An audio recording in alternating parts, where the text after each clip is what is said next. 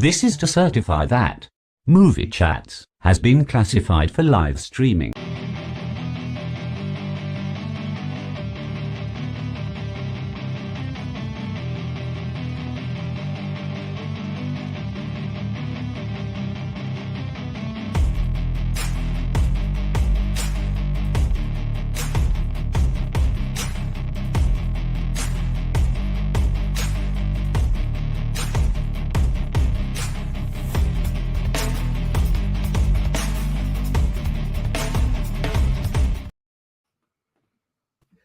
Hello!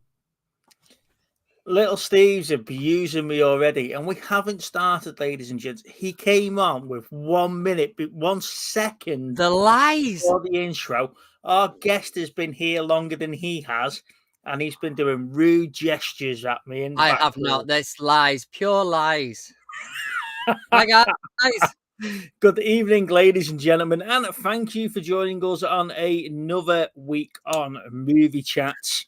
Last week was quite an interesting chat towards the end of the segment. It was sort of like a throwaway sentence, start talking about Baby Reindeer, and it lasted about 40 minutes.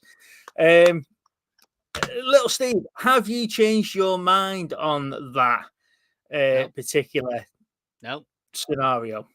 No. No? No. No, Why, because are you going to change it for me? Have you watched it? No, I've not watched it, but it does seem to have taken a turn for the worse for Netflix. Does it, though? Does it? It does. It does, because it seems that she's now got Piers Morgan said so. No, because she's got a legal team over here and a legal team over in the States, and no one can find Quite happy for the publicity. Nobody can find any proof that she was convicted. The fact that she's a bit of a loopy cow might not have come into it, but it is what it is. Other than that, mate, how are you? You've been all right? Yeah, I'm good, man. I'm all right. Yeah, I'm not too bad. How's your week been? How's your leg?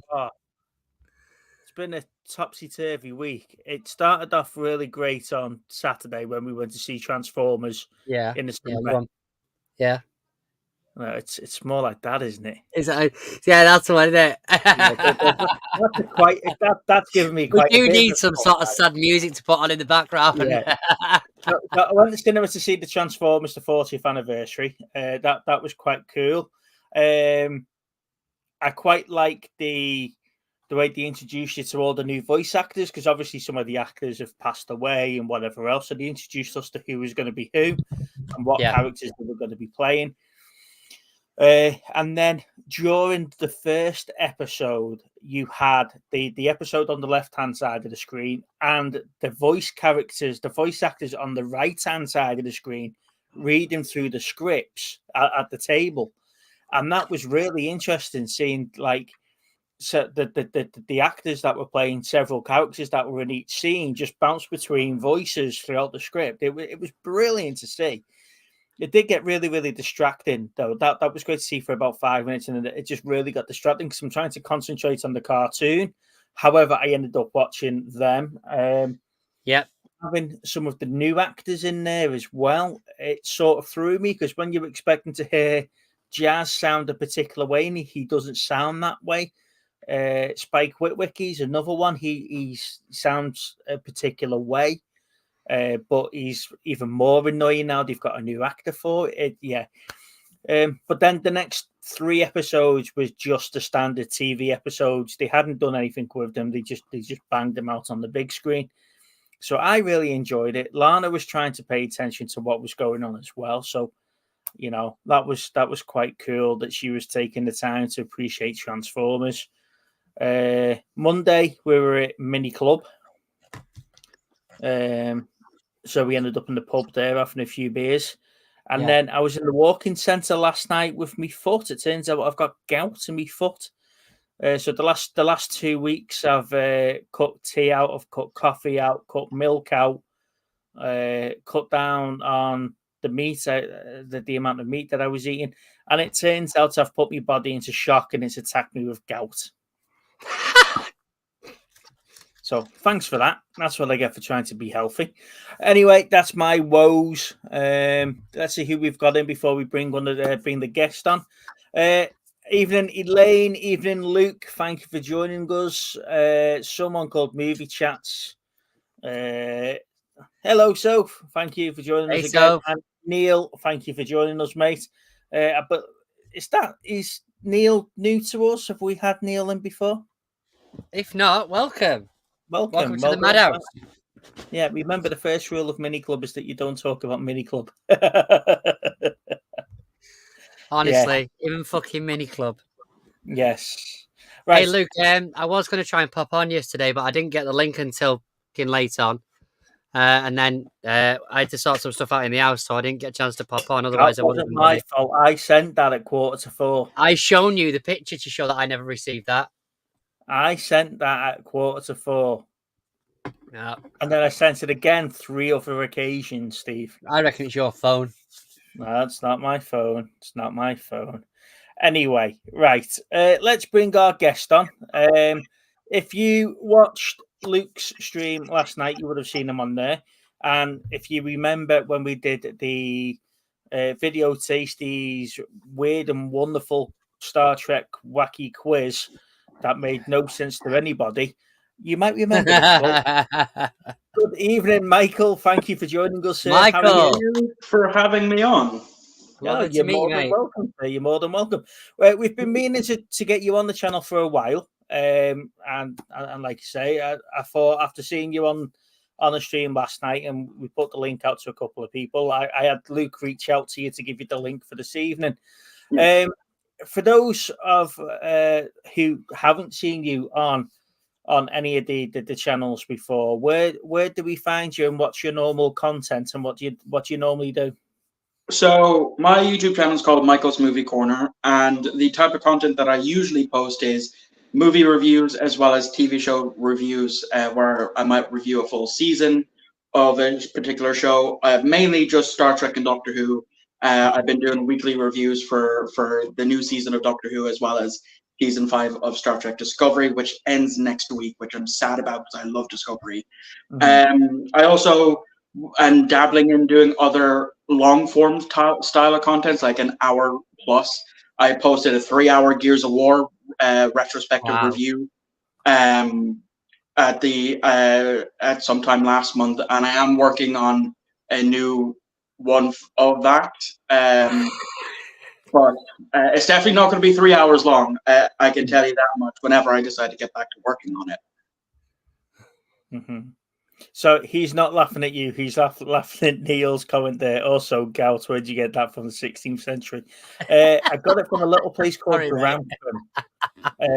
They're behind the times there. I think they've only just got electricity down in Grantham. Yeah, whatever. So Gears of War, when you did did you do all 6 games? Is there? I did it in timeline order, except for some DLC and Gears Tactics. So I did Judgment was first. That was the quickest one. Then 19 minutes was covering just the first Gears of War. And then it proceeds to go up longer after that. Gears 2 took a half hour to do. Gears 3 took nearly 40 minutes. Gears 4 done it in about 20 minutes. And then Gears 5 was a whole near hour-long section towards the end, which is what dragged it up to the 3-hour mark. Yeah. I did really enjoy the Gears games, and if you watch quite regularly, I want a live action Gears of War film, which we are getting. They did announce that November 2022, but we haven't had any updates on that. There's been no production, there's been no casting, there's been nothing. So I think on that, I think they've been sort of waiting to find out what happened with the likes of Halo and The Last of Us and those game-related series before they jump into another game-related sort of series or movie. Doctor Who's been a strange one for me. I flirted in and out with Doctor. I used to watch it religiously when it was Eccleston and Tennant. I watched Smith as well when he was doing it. I sort of flirted in and out for Capaldi, but I didn't watch anything for Whittaker or this new one. It's the coloured fella from like Sex Education and stuff like that, isn't it? Nchuti Gatwa. That's the fella. Yeah. What's your views been on the latest like 2 series of Doctor Who? Is because it's sort of been a bit of a turn on, turn off sort of review, hasn't it, for the latest series? It looks like the viewing figures have plummeted, and I don't think his comments about, well, if you don't like it, don't watch it, have helped in any shape or form there. Yeah. You see, I've been watching the show since Christmas of 2005. I watched every episode of, even through the Jodie Whittaker era. When I wanted to stop, I still kept going. I didn't like the Star Beast. I loved Wild Blue Yonder and The Giggle, and I liked The Church on Ruby Road. However, Space Babies, I was half asleep when I watched that at midnight. So I definitely need to give that another rewatch to fully digest my thoughts on it. But I did like it for what it was. As a series opener, I don't think it was a good choice. The Devil's Cord, I really enjoyed. I loved Shooty's acting in that, and I did enjoy Maestro, Jinx Monsoon's character. I really enjoyed that performance. And Boom was absolutely fantastic, and I am looking forward to 73 Yards this Saturday. Mm-hmm. Yeah, so is it for someone like me who's not, because I sort of lost it when we've gone through the limited regenerations, now that we've got unlimited regenerations and physicalities of the Doctor have all changed, etc. And you know, is it worth someone like me giving it another go, jumping back in to Peter Capaldi's sort of Doctor and working my way through the Jodie Whittaker bits and find out where we're up to now? Or does any of that not actually link into this? It does. I definitely would recommend sticking out with Peter Capaldi. He is my favorite modern Doctor. Like the Series 10 finale, World Enough in Time / The Doctor Falls, is some of the best writing Moffat has ever done, and is probably the best Cyberman story we've gotten in a while. Series 8 is a bit iffy. Series 9 was really, really good. I definitely enjoyed that. And then Series 10 was just absolutely amazing. It's definitely where Capaldi found his footing. It's also where Moffat was again at his best. As for the Jodie Whittaker era, that's kind of hard to recommend. I've sat through it twice, and will probably sit through it a third time very, very soon. Series 11, there are some decent episodes, and then there's some god-awful episodes. Like, I like the first 3 episodes of that, as well as It Takes You Away, which I believe was episode 10. 9 or 10 is some of the best episodes of that era. Series 12, I mean, if you like the early Russell T Davies era seasons, you'll like some of what happened there, because when this new version of the Master is introduced, it literally just part 2 of Spyfall is literally just a carbon copy of what Russell did for the Last of the Time Lords, the first Master 3-parter. Flux I really enjoyed. It's hit or miss with the 6 episodes, but it's really, really good. And then Power of the Doctor, the Jodie's final story, I thoroughly enjoyed. I thought that was probably the best to come out of that era.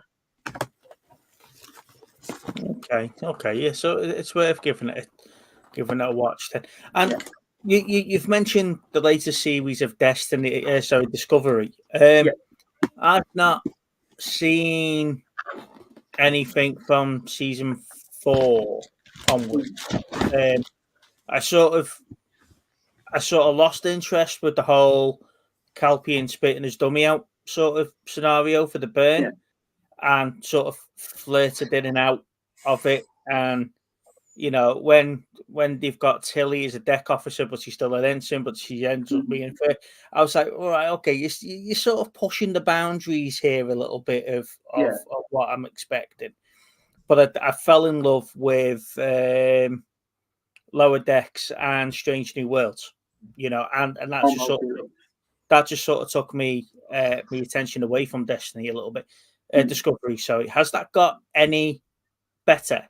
Well, I've in nearly every single review I've done for season 5 of Discovery, I have always made mention that I'm a Discovery apologist. I have loved it from season 1 to now. Season 3, I definitely enjoyed first time round when you didn't know what was actually happening, as well as exploring the 32nd century. I do agree that Tilly being made first officer was not the smartest choice. Season 4 is a mixed bag. There's certain parts of it that I liked, and then certain parts of it that I didn't like, especially towards the end.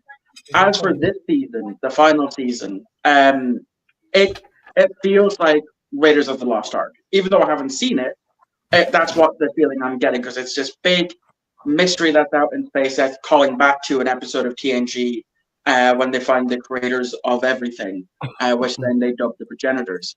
And they're trying to find that technology so it doesn't fall into the wrong hands. Except for the two quote-unquote villains, being Maul and Locke, serve no purpose. You take them out, Discovery still gets the book, still finds the clues, still goes to each and every clue location, finds it, gets it, and still ends up at the progenitor, where the progenitor tech is, just without Maul and Locke messing up it a little bit. And then the Breen, which I do like the new look of the Breen. It's definitely grown on me. And the fact that we got to see what a Breen looked like outside of the helmet, that is a plus for me. I don't think it's going to stick the landing, though, because of the fact that they had finished filming and then they got told that they weren't getting another season. So they had to quickly scramble and film something new for that. So as much as I want them to stick the landing, I don't think they will. No. I think Discovery's missed the mark for me on quite a few levels.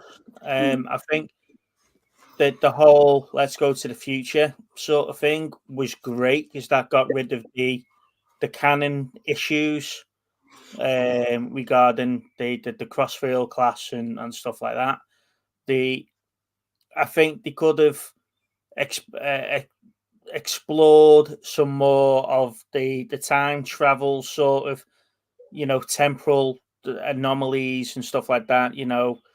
The temporal war from like a couple of episodes in DS9 and Enterprise and stuff like that. And I don't know if that's happened in this series. It probably hasn't. It got a mention that the temporal Cold War is over, and they have a permanent ban on time travel because of it.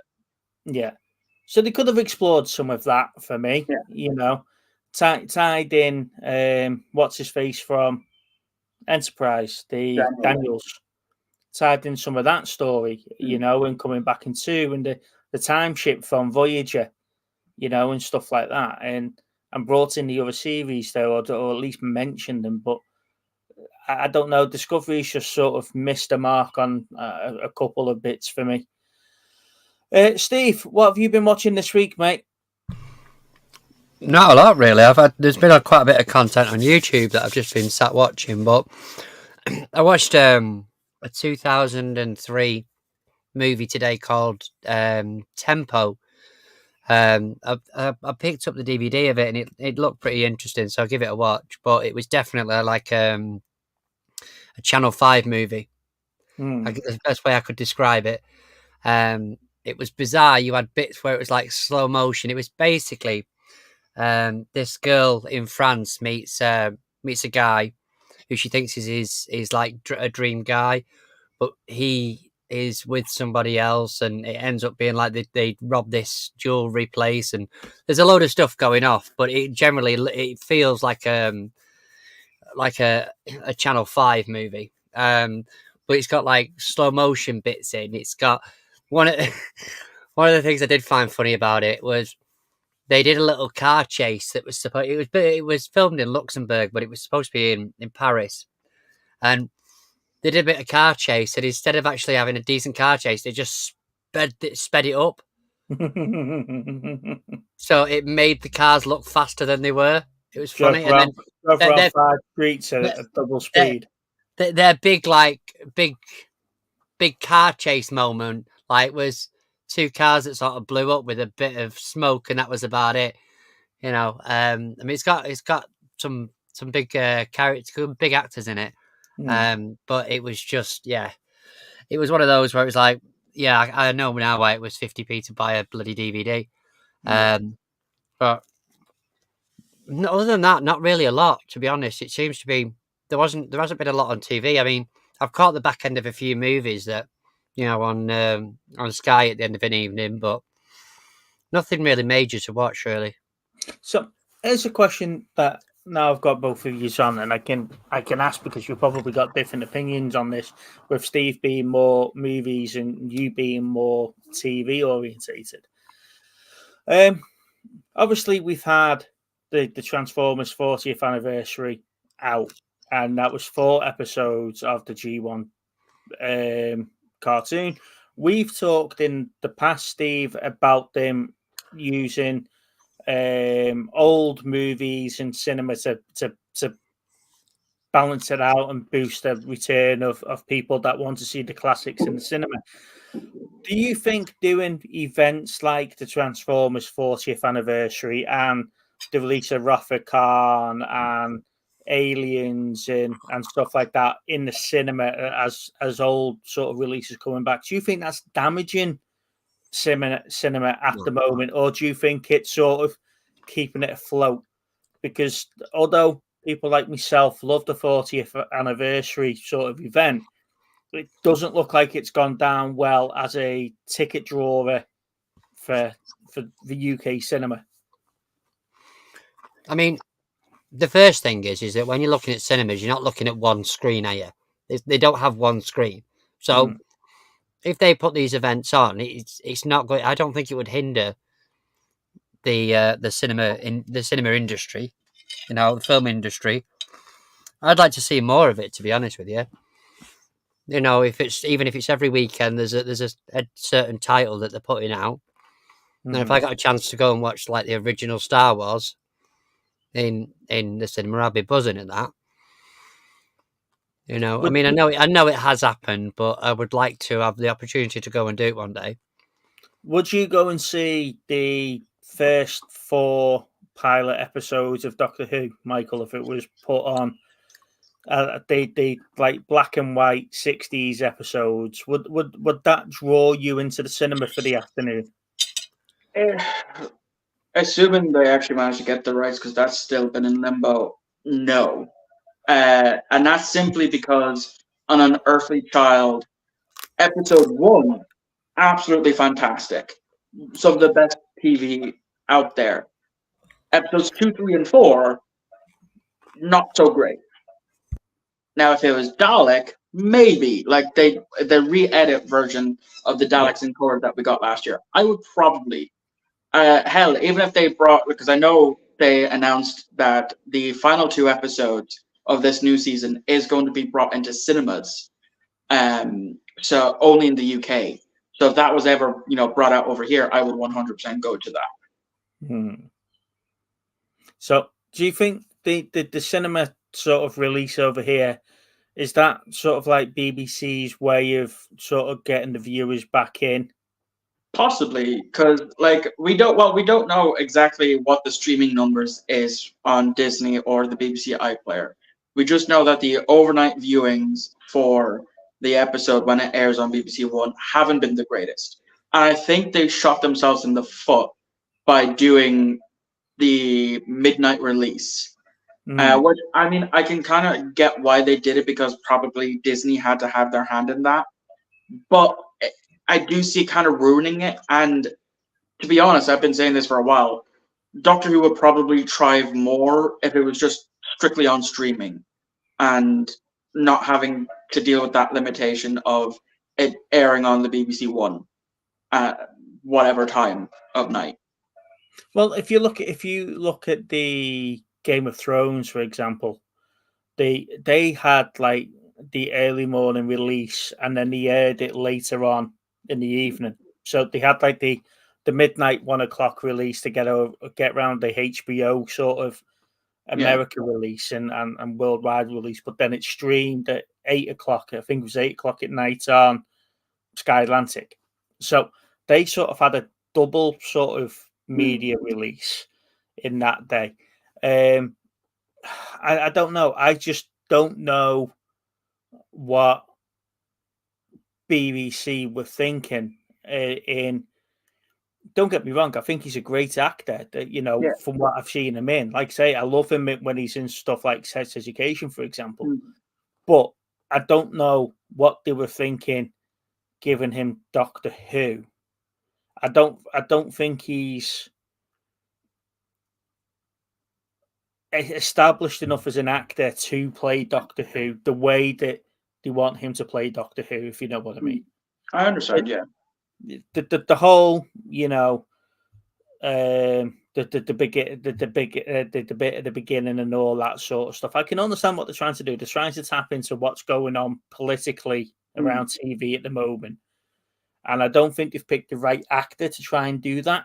And like as I said before, I don't think his comments have helped as of the last week and a half about, well, if you don't like me, don't watch it. If you don't like me, Doctor, don't watch it. If you don't like where we're taking it, don't watch it. No, hang on a second. Listen to some of the criticism, because some of the criticisms could surely make this better for you if they wrote that into the story. This is what's going on. But I don't know. It'll be interesting to see what they do with him. In the end. Would there be any series release at the cinema that you would go and see?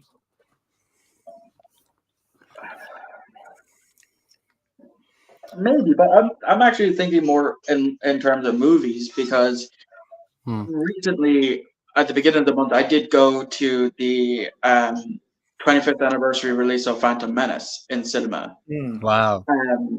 Which that was surprising because of the fact that it was dead quiet during a lot of that. I would have expected there to be a lot more cheers and reactions at certain parts of the film, but no. And granted, my local cinema put it in the smallest auditorium that they had, and tickets were nearly sold out. Wow. I know that I think the re-release of Phantom Menace has gotten 15 million back in the box office. And then as well, there's the Spider-Mans. They've already been out re-released in America, and they haven't cracked 1 million yet. But in August, they are coming out for the rest of the place, one a week. So I will probably go to see the Sam Raimi trilogy again in cinema, because I think I've seen the first two in cinema. I'm not 100% sure. That would be quite good, seeing the Tobey Maguire Spider-Man back in the cinemas. That I think I'd go and see that. That Lana, the wife, she says there's only ever been one Spider-Man, and that's Tobey Maguire. So that might be one way of getting back in the cinema. The Phantom Menace, again, that's a bit of a mixed bag for me, that film. But the more I watch it, the more I appreciate it. Yeah. And I saw that in the cinema the first time round. Yeah, I think they ruined it by trying to put all the science behind the Jedi magic. It is just a mysterious force that we can tap into. There's no need for all the science behind it all to be explained, because it doesn't get explained anywhere else apart from that film. There's just no need for it. So I don't know if it's trying to be ahead of its time, but like you say, that Darth Maul scene where he's fighting Qui-Gon and Obi-Wan. And that music, that when that hits as well, that's just absolutely brilliant. But yeah, it's like I say, it would be good to see that again on the big screen. Jar Jar, not so much. Yeah. So, Steve, shall we talk quickly about homework movie Straightheads? Because I'm not going to lie, I've not managed to find the copy and I haven't watched it. Well, that's not going to take long then, because I can't find my bloody copy. So we'll have to watch it next week. Okay, that's fine. That's fine. Right, we've ticked that over. Right, let's move on to the next section. Michael, don't worry if you haven't got anything to show here, because, like I say, I usually don't do segments when we've got guests on, so don't worry.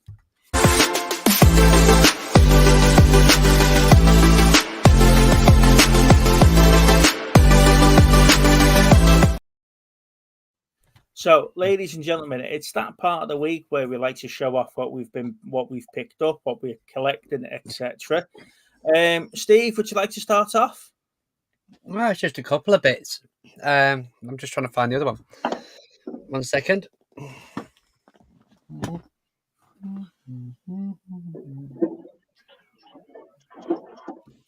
Well, I'll mention that again, but 1 sec.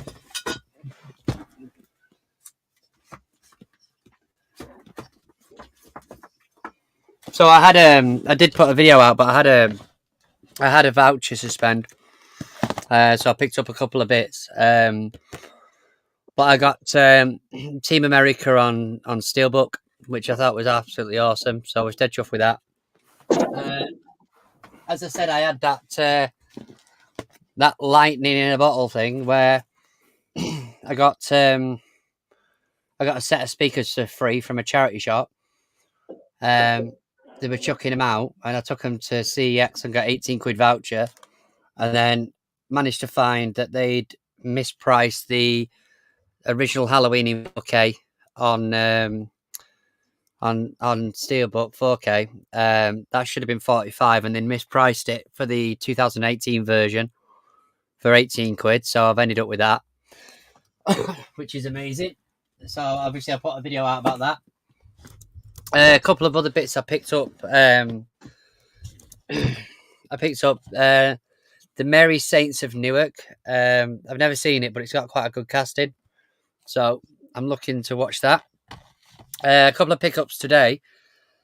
There was a third one, and I'm trying to figure out what the bloody hell it was. It might be downstairs. I've picked up Philadelphia. I thought I had this on Blu-ray, but it turns out I didn't. But it looks like somebody had been in to CEX and dropped their whole collection off. So there's loads in there at the minute that I say loads. There's loads of new titles they brought in, but that was 6 quid, so I picked that up. The other one I finally got around to picking up, and this is ironic because I messaged on on AJ's video. Was the Turtles 3 different movies? The 3 movies from the Turtles from the 90s. AJ had just picked up the Steelbook on his video today, which, to be fair, that could have been filmed about 3 months ago, knowing AJ. 12 months ago. Yeah, 12 months ago. Hey, Rob. Hey, Lee. But yeah, so I was pretty chuffed with that. So I picked that one up. I'm just trying to think what the other one was. It's really annoying me now. I picked up 3 things today. In fact, it's on the bloody receipt, innit? 1 sec. I'll tell you. Oh, yeah. I have put it away already, but I picked up Lightyear on Blu-ray for the collection. Right. That's why, because I've been sorting out this area because I was trying to find this bloody DVD that I had somewhere. So yeah, I picked up Lightyear just on standard Blu-ray just to go with the Disney collection.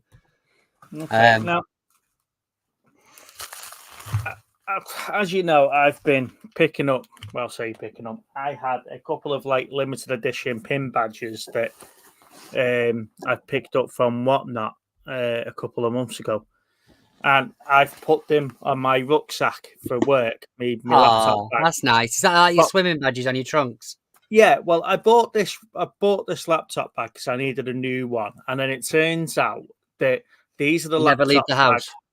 But these are the laptop bags that work are now providing with the new laptops. So when we're all in a meeting room and we've all got the same iPhone and the same laptop bag, it gets really confusing. So I've put me alien face hugger and my Thor hammer on my laptop bag. So I know. Now, as you know, Chris does. I not put your name in your bag yet. No. Chris does a lot of the pin badges and keychains and stuff like that, doesn't he? On his Whatnot, on his Whatnot shop. So I spent a couple of quid on Saturday. I think it was about 15, 18 quid on Saturday, and they got a few more. Now they arrived yesterday, so I've opened the bubble wrap, but I haven't actually opened the badges yet, so I can't actually remember what's in here. So this is sort of like a live sort of opening. So there's a Beetlejuice pin. I've got Gizmo and Spike half and half pin. What else is in here? A Chucky keyring, metal keyring. Yeah, that's quite cool. A one-way ticket to hell badge. Yeah. A Mars Attacks pin. Cool. This looks like Hannibal Lecter's mask. It looks like. Do you mean it is? Yeah. I can't remember getting that. That must be in one of the bundles that I picked up. Hannibal Lecter's mask. I got a It keyring, a Pennywise keyring. Yeah. And last but not least, a Mars Attacks luggage. Yeah, so that's to go in my suitcase. So yeah, it cost me about between £15 and £18 by the time I've paid for postage. Yeah. But yeah, so those pins are going to go in my laptop bag to go with those two, and then the key rings. Well, I'll find somewhere for them to go. Yeah, so put me back on, mate, because I've just remembered I got a similar thing, didn't I? Yeah, let's have a look. Yeah, so I had a similar situation with the Whatnot stuff. So I got a little bundle as well. It's turned up today. So I've got the Squid Games keyring. See if you can just about see it, hopefully. Umbrella. Yeah, the umbrella one. That's terribly bright. Sorry about that, guys. I got a keyring of Jigsaw. Billy. Cool. Yeah. It's got Saw written on the back of it.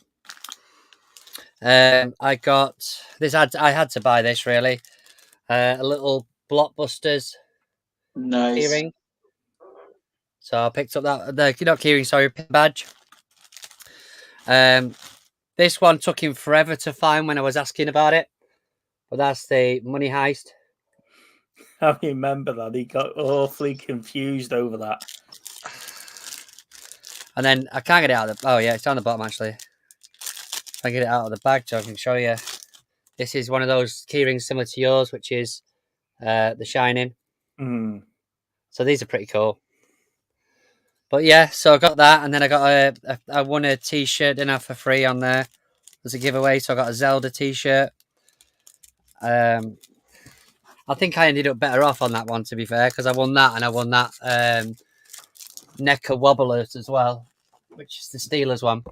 Yeah. I could never get into Zelda. I tried playing a few of the Game Boy games and just never gripped me. I think for me it was Zelda. The first one I really got into was Zelda on the 64. That was an immense game that back in the day. It just changed the complete game of it, really. Yeah.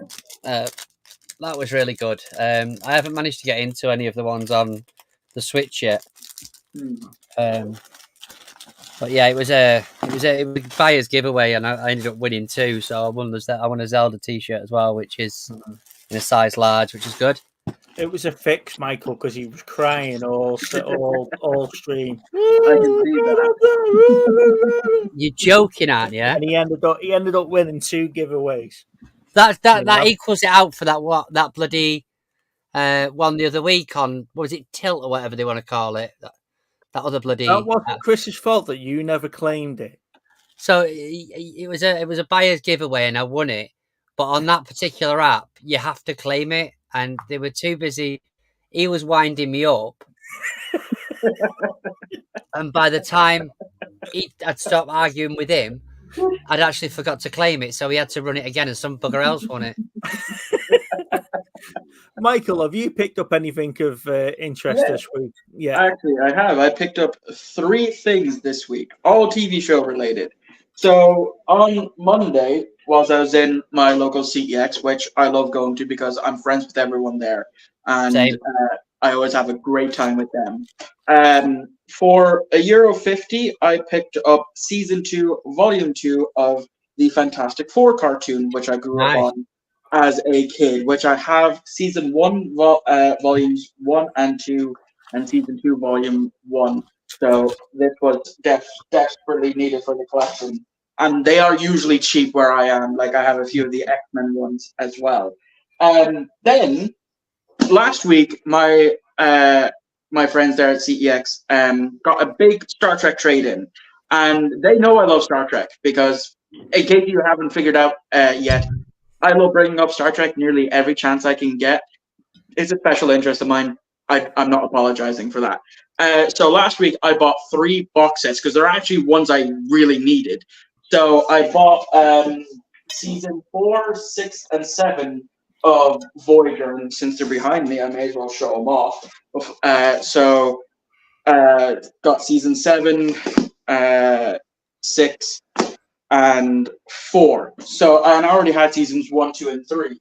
So I left 2 seasons behind, which I bought on Wednesday, which was season 6 of Star Trek: The Next Generation, which completes Next Generation for me, which I'm very happy about. Yep. And as well, season 5 of Star Trek Voyager, which now completes Voyager for me as well. So I was very happy to complete 2 Star Trek seasons in one fell swoop. One thing I did get a few weeks ago, I am going to show it off cheekily because I love it. I got a model for the ISS Defiant that I got from my local cinema, because my local cinema also has an arcade, bowling, and laser tag area, and they've had a few of the Eagle Moss models. So I've been saving up 950 tickets 3 times to get 3 different. So this was the most recent one that they actually had. The first one they had, once I put this down very gently and move things out of its way. The ISS is the Mirror Universe. Yeah. The very first one they had was the Springfield class USS Chekhov, which, to be honest, now that I have the model, I really do like this kit bash for a Galaxy class, now known as Springfield class. And then the other one that they had, I'll just take it off of the center because it is very. I know it's like an old cliche thing, but that's the Springfield class just looks like they've put a highlighter pen on top of the nacelles. That actually did. That is a highlighter pen. That's not the first model to do it. There was another ship class which I'm blanking on because it's my favorite. One of my favorites has the highlighter on the bottom as well as two small ones on the top. But the other one they had was the Bajoran Attack Fighter. So those are the only ones that they have. I go in every now and again to see if they have any new Star Trek ship models, and I try to get them as much as I can because it's cheaper. Like, they have this Scooby-Doo machine in there where you pull down the lever and it spins, and whatever it lands on gives you that amount of tickets. Me and my friends will go in there and we'll bankrupt that machine 2 or 3 times. It is at €1 a piece, so it's pretty easy to end up getting one of the ship models whenever I see them in. Yeah. I as you know, I had a big extensive collection of the Eagle Moss ships, and the only one that I've got 2 of them. I've got the Bird of Prey, the Klingon Bird of Prey that left, and the DS9, the little DS9, not the big one. Yeah. and they're the only two that I've got now. I needed to make space for other stuff, and I walk into Starbase where we traded a lot of them in, and there they all are, and I'm like, oh, why have I done that? But I did enjoy them, looking at them, and there were certain ones. But I think the quality towards the end, when they realised they were in trouble, they weren't sort of built in the same sort of manner as the earlier releases. So things were starting to break, or they didn't quite sit on the stand correctly, and stuff like that. Which when you've got something like mine, the display like mine, all you need to do is knock it and it'll fall off. And it's not. It wasn't great, shall we say, towards the end, the quality of them. What's your favourite Eagle Moss model that you've got then? Because I know that you've got quite a few yourself, haven't you? I actually only have those 3 plus one more, which is of my favorite ship class, which is the Akira class USS Thunderchild, which was the very second model I got. I did have an Enterprise D when they first started coming out, but that broke over time from me actually playing with it. But I do have a different ship model, 2 actually. One you can you see it behind me? No, maybe. Let me put you on the big screen, mate. We could see probably better there. You can kind of see it in the background beside the TARDIS there for the next one. I'll get to that one now in a second, because that's a really funny story.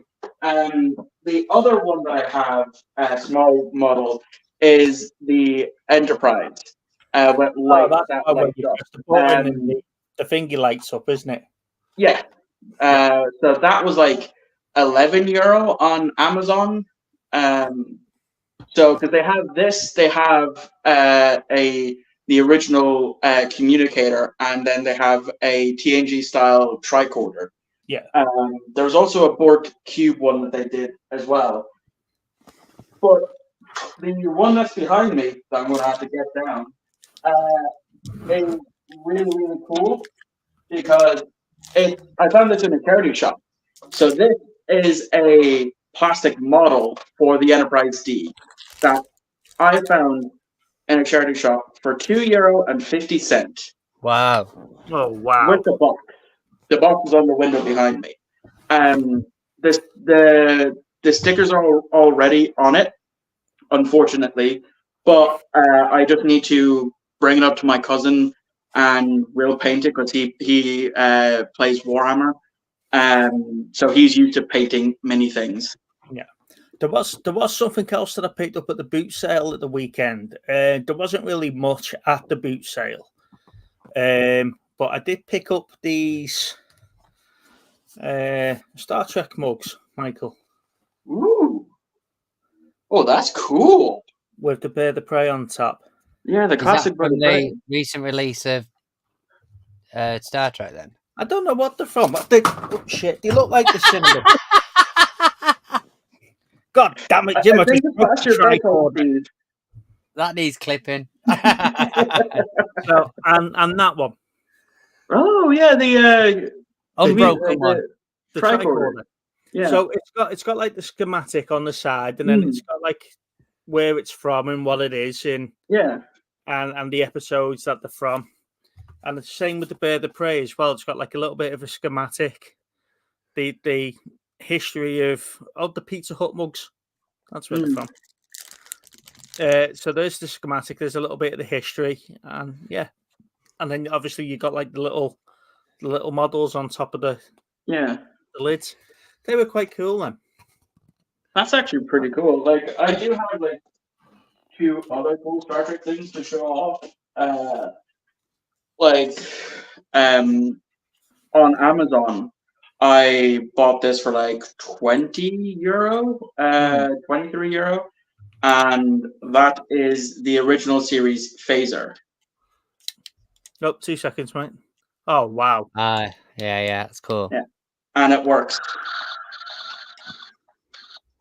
So that was that at full blast. If I move the dial here, the blinking light means that it's power overflow. Yeah. And then that'll just keep going until it goes boom. And then solid red is the stun setting. So that was very cool that I got at the beginning of this year. And there falls the Enterprise. I wonder if Marina Sirtis was captain in that at the moment. So the other thing that I have that I got for €2 in my local Friday market was Star Trek playing cards. Oh, I think I've got them somewhere. Yeah, I had loads of them, the playing cards. Yeah. So these are actually like poker style cards, if I can pull them out. Oh, mine were like they have different artworks on it. So the Joker is the Gorn. We have a Chekhov there. We have a Spock. We have Kirk and McCoy. We have Yeoman Rand. Then we have another McCoy and a Kirk, and then it does repeat every now and again. So very happy with that. Lee's asked you a question here, Mike. He's will Michael be picking up the Search for Spock 4K Steelbook? I actually don't collect 4Ks. I mainly stick with Blu-ray because if I wanted to upgrade to 4K, that means I have to buy a brand new TV for it, as well as get a 4K, either 4K player or upgrade to an Xbox or PlayStation that has 4K compatibility. 1 second, once I actually close this window. So that cost me like north of €1,000 to do. So for the moment, I'm just going to stick with Blu-rays and DVDs. So currently, is there any series of Star Trek that you're missing? Yes, actually, I'm missing quite a few. So I have all of the original series on these DVD files with the original effects. So it's 3 episodes per disc. And if it goes out Star Trek, it has like a picture of the Enterprise when you have it all together. I got that at a charity shop for like €20. So now I also have the animated series on Blu-ray. I have all of TNG. I'm missing seasons 2, 3, and 6 of Deep Space Nine. I have all of Voyager. I have all of Enterprise. I have season 1 and 4 of Discovery. I have the short treks. I have seasons 1, 2, and 3 of Lower Decks. So I'm missing 4. I am missing seasons 1, 2, and 3 of Picard. And I'm missing seasons 1 and 2 of Strange New Worlds, and I have the Blu-ray for Prodigy. So, here's a question for you then. If you hadn't have had so much of the TNG, would you have picked up the Picard box set when it was released? No, because I had a look at what it included, and whilst yes, it would have been nice to have all of TNG on Blu-ray as well as Picard. I also already have the TNG movies on Blu-ray. Yeah. And there just wasn't enough in that box set that warranted me to even bother to go get it. I think, if I remember correctly, Lee, All Things Films, got the Picard box set.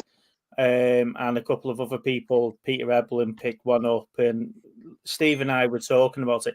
The only things in that, because at the time I had TNG and the movies on Blu-ray. The only thing in that box set for me would have been the Starfleet Deltas that you got, the different ones through his period as being in Starfleet, and you could pick them up on eBay anyway. So the box set for me, if I hadn't have already had them at the time, I probably would have purchased it. Yeah, but like you say, it's a big chunk of content there. It would be nice to see if we get like the history of Star Trek now. Cheers, Jeff. Now DVD is sort of pushing a comeback now. If we got like from the TOS right the way through to Discovery. You know, the latest series of Discovery. That would be nice if we got that on DVD. You know, the complete lot. But I suppose for that you'd have to wait for a natural break within all the different series for it to make any sense. Wouldn't it? All those titles Michael is missing could be easily obtained by Little Steve's library. Steve, you've got a Star Trek collection building, haven't you? Considering you don't like Star Trek, it's not that I don't like Star Trek. I mean, I've always been a fan of Deep Space Nine, Voyager, and The Next Generation. I was just about to mention. I picked this up the other week, which is the Picard movies. It says movies and TV collection, which is the best of both worlds. I already had that on Blu-ray, I think. Yeah. Chain of Command, and then it's got Generations, obviously First Contact, Insurrection, and Nemesis. So I thought it was quite a nice collection to have. Yeah. Considering I've picked up all the original movies on Blu-ray anyway. Chain of Command, is that the episode of the aliens infesting Starfleet?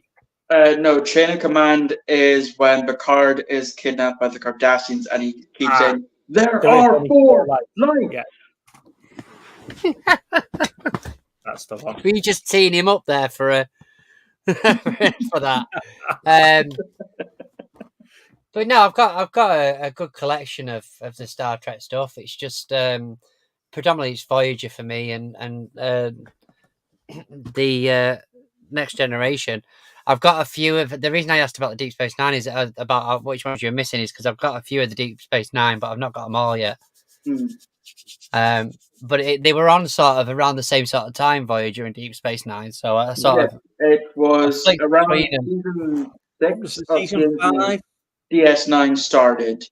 Then I think like 2 or 3 seasons deep into, or no, it was season 4. I think, or one of those when Voyager started, because in season 5 of DS9, there as well as season 3, I want to say, is when they had the 30th anniversary episodes, Trials and Tribulation and Flashback. Yeah. Yeah, I would like to. I think it was about 4 or 5, wasn't it? Season 4 or 5 of DS9, where they sort of going off because it was just before the Dominion War proper kicked off. Yeah. Yes, it was, because that was like, that's why people were like saying, oh well, why they Voyager was close to the Gamma Quadrant. Why then they just go through the Gamma Quadrant to get home? You know, go to the wormhole. They would have been destroyed. Yeah. So I've got all of Generations, all of Voyager, 2 seasons of Deep Space Nine so far. Because I started getting these things, you know, the boxed ones like this. Oh yes, the clamshell. Yeah, but I give up after a while and just went back to getting these. Yeah. All right, so you were collecting the cardboard ones now, Steve, not the I've got both. I've got some of the Voyagers in the clamshell things, and then I've got. All right, well, you'll have to text me which series you're missing, because RCEX has got quite a few of them. Oh, it's Deep Space Nine predominantly. I haven't been picking them up for you because I thought you were collecting the clamshell ones. No, I've got 1 and 7, and then I've got the Star Trek the original series, the Starcade collection, and then I've got all the movies and Blu-ray, and then I've got the Next Generations a bit further over, but I'm not dragging them out. And then obviously I've got Sequest just at the end here, Steve. It's not the Sequest I'm after. It's your Space Above and Beyond, and you still won't flip and send it me.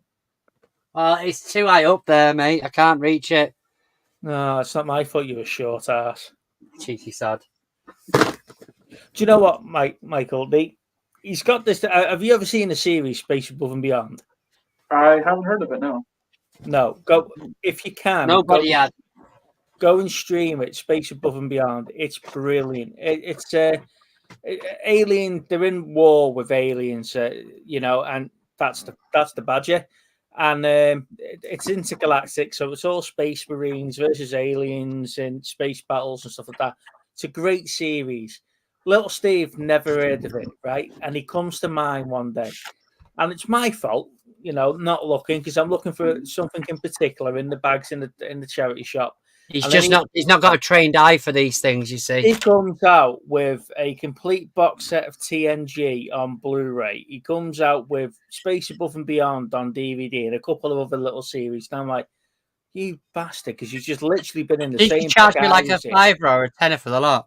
Yeah, he was literally in the bag that I've just been in, and I missed all of that because I was looking for something in particular. And yeah, I just scooted. You've either got that eye, Steve, or you haven't. I mean, I think the correct thing is Little Steve caught you slipping. Yeah, that's it. Most of the time. The thing is, mate, from a movie collector to another movie collector, you zone in, don't you? You just get in the game and you know what you're doing. He was all over the show. He wasn't concentrating.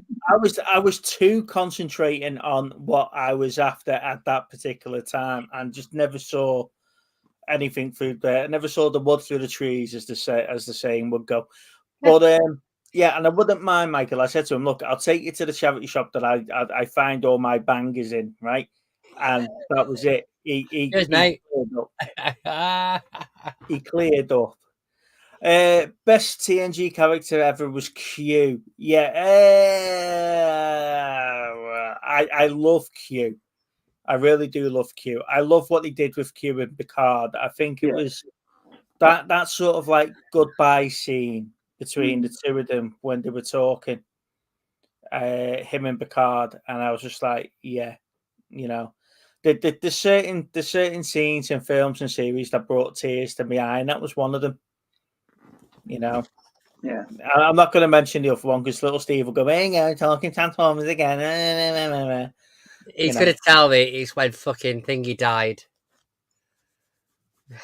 Optimus Prime, I'm telling you. Yeah, there you go. He's got some sort of PTSD from that.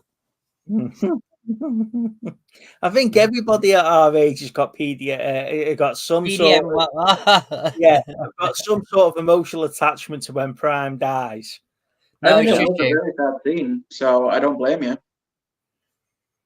No. He won't watch it on his own nowadays. He has to have his missus with him just to make sure that he's mentally stable.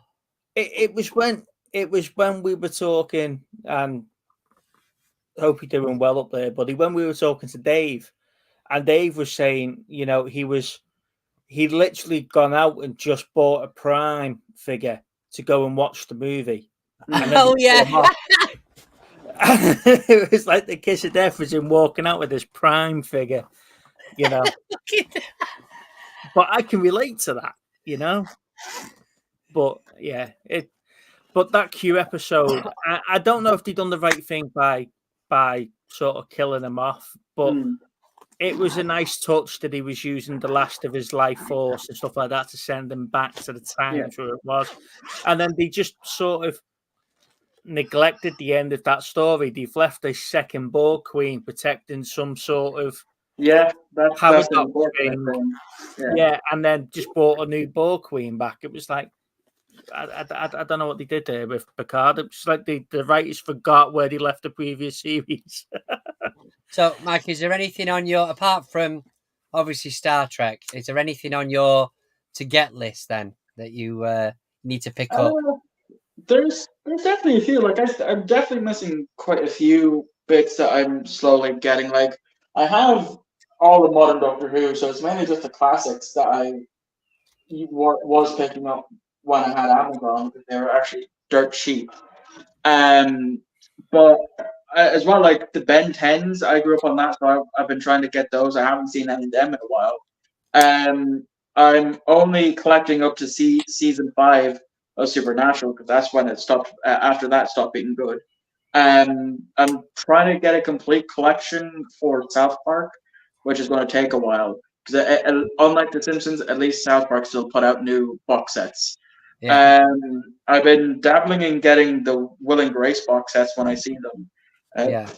The same with Futurama and a few others. Like I've collected as far as I want to go for Family Guy, and so I just still need to actually get a few that I'm just trying to look at the side here of what else I would need. I would say I definitely have a incomplete set when it comes to Family Guy, The Simpsons, American Dad, and South Park. I have some random theories. The only thing with The Simpsons for me, and just before we go further into the conversation, good evening, George. Thank you for joining us, mate. Another new name to the channel, which is brilliant. Welcome, Thank buddy. you. The only thing with The Simpsons, am I right in thinking they released a lot of the earlier episodes again with the new sort of drawings? And then they mixed that within other series. Yeah, really? Didn't they? So, yeah, I'm sure they did. To me. Because there's some episodes where they got like the real, like the season 1 drawings, like really sort of, you can tell they've drew it type of animation. Oh yeah, 100%. Yeah. But then later on, when they got the characters sort of more defined and stuff, I'm sure they went back and redone some of the earlier episodes in the new in the new animation. So I don't know, to be honest. I mean, they were. I mean, I remember them on VHS. A friend of mine had the VHS because it was a white cover with a yellow VHS case on them. Yeah.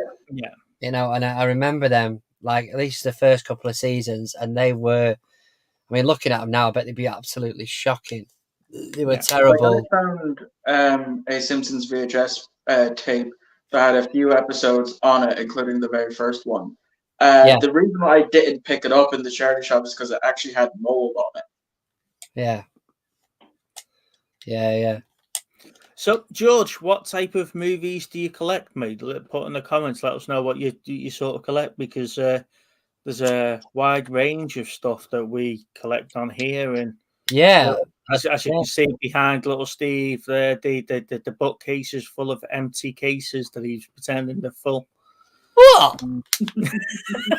You don't have top bollocks.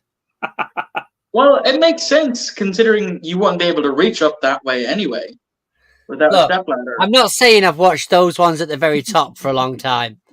They might just be placeholders at the minute because I can't fucking reach them.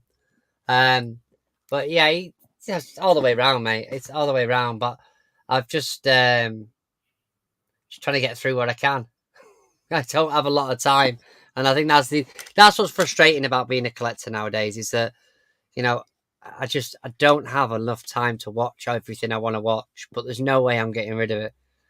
Yeah, I did laugh in your pickup video where you called you called that true calling. True calling, when you called it TRU calling instead of true calling. Do you know what that is? It's that goes back to my days at Toys R Us, because we used to say it was TRU.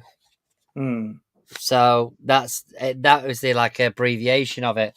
So it sort of stuck with me a bit. That I think that's where that's generally come from. To be fair. It's a question for you. Jason's put a question in the chat. Do you guys believe in The Simpsons predicting the future? Now, oh yeah, that's an interesting one, isn't it?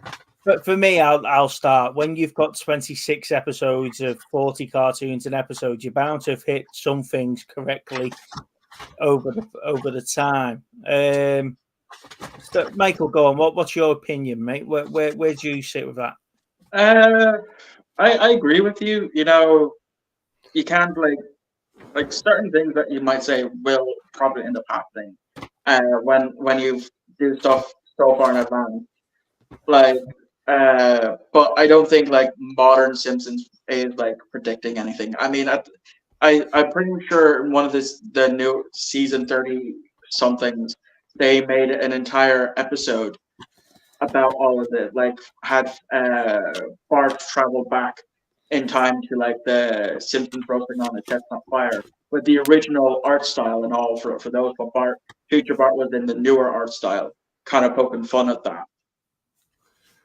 On a series that you have collected, okay. I do believe that's good then. You can join in the conversations, George. You know what we're all talking about. absolutely.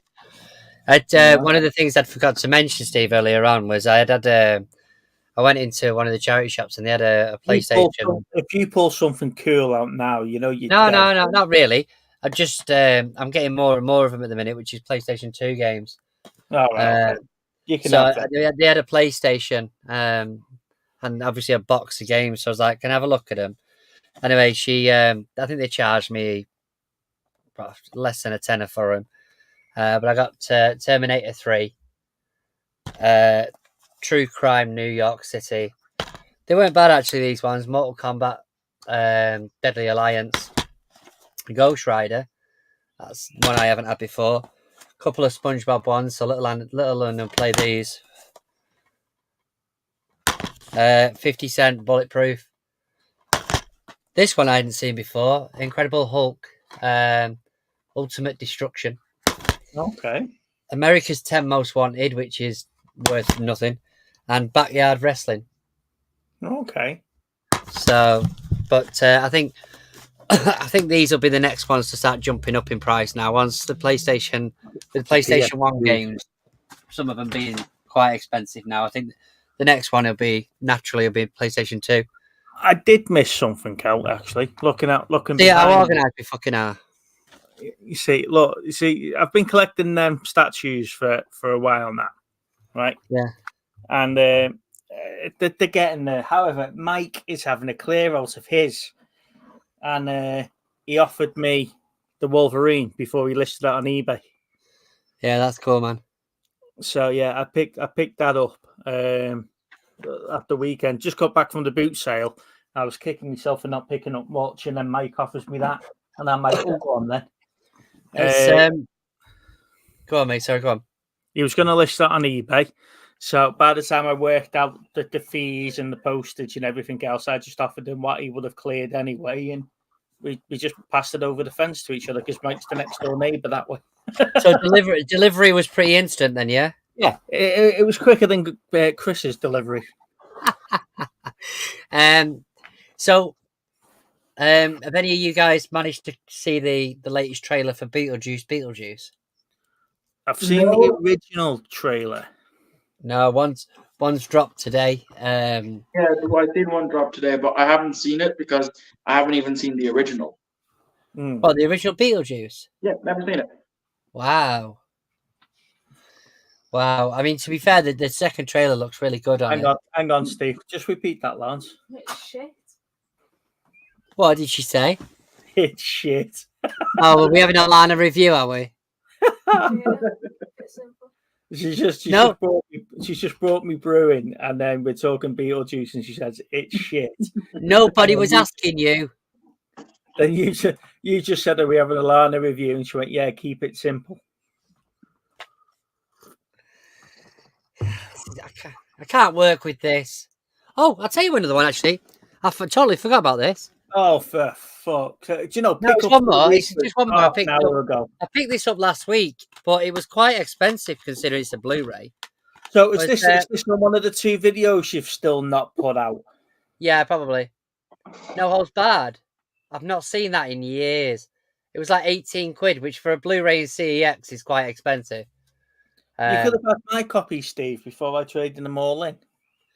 Why did you have it as well? Yeah. Well, that's it. I mean, there's some of the stuff that you just get rid of and then tell me about it later. Yeah, but I've got rid of those X-Men box sets. Now I needed the space. Yeah, did you? I have. I needed the space. How much did you manage to get for them? Not much. A couple of quid. Really? That box set with vouchers cost me about 40 odd. Oh no, I never got anywhere near that. I might have got 4 quid. You pleb. But I needed the space. What, a few weeks after I got the bloody box set? Yeah. Right, nice. It's like I've got some nice pops turn up today, Steve, that have probably come from Whatnot, gone to you, been given to Chris. I've got off Chris, and it's come to me.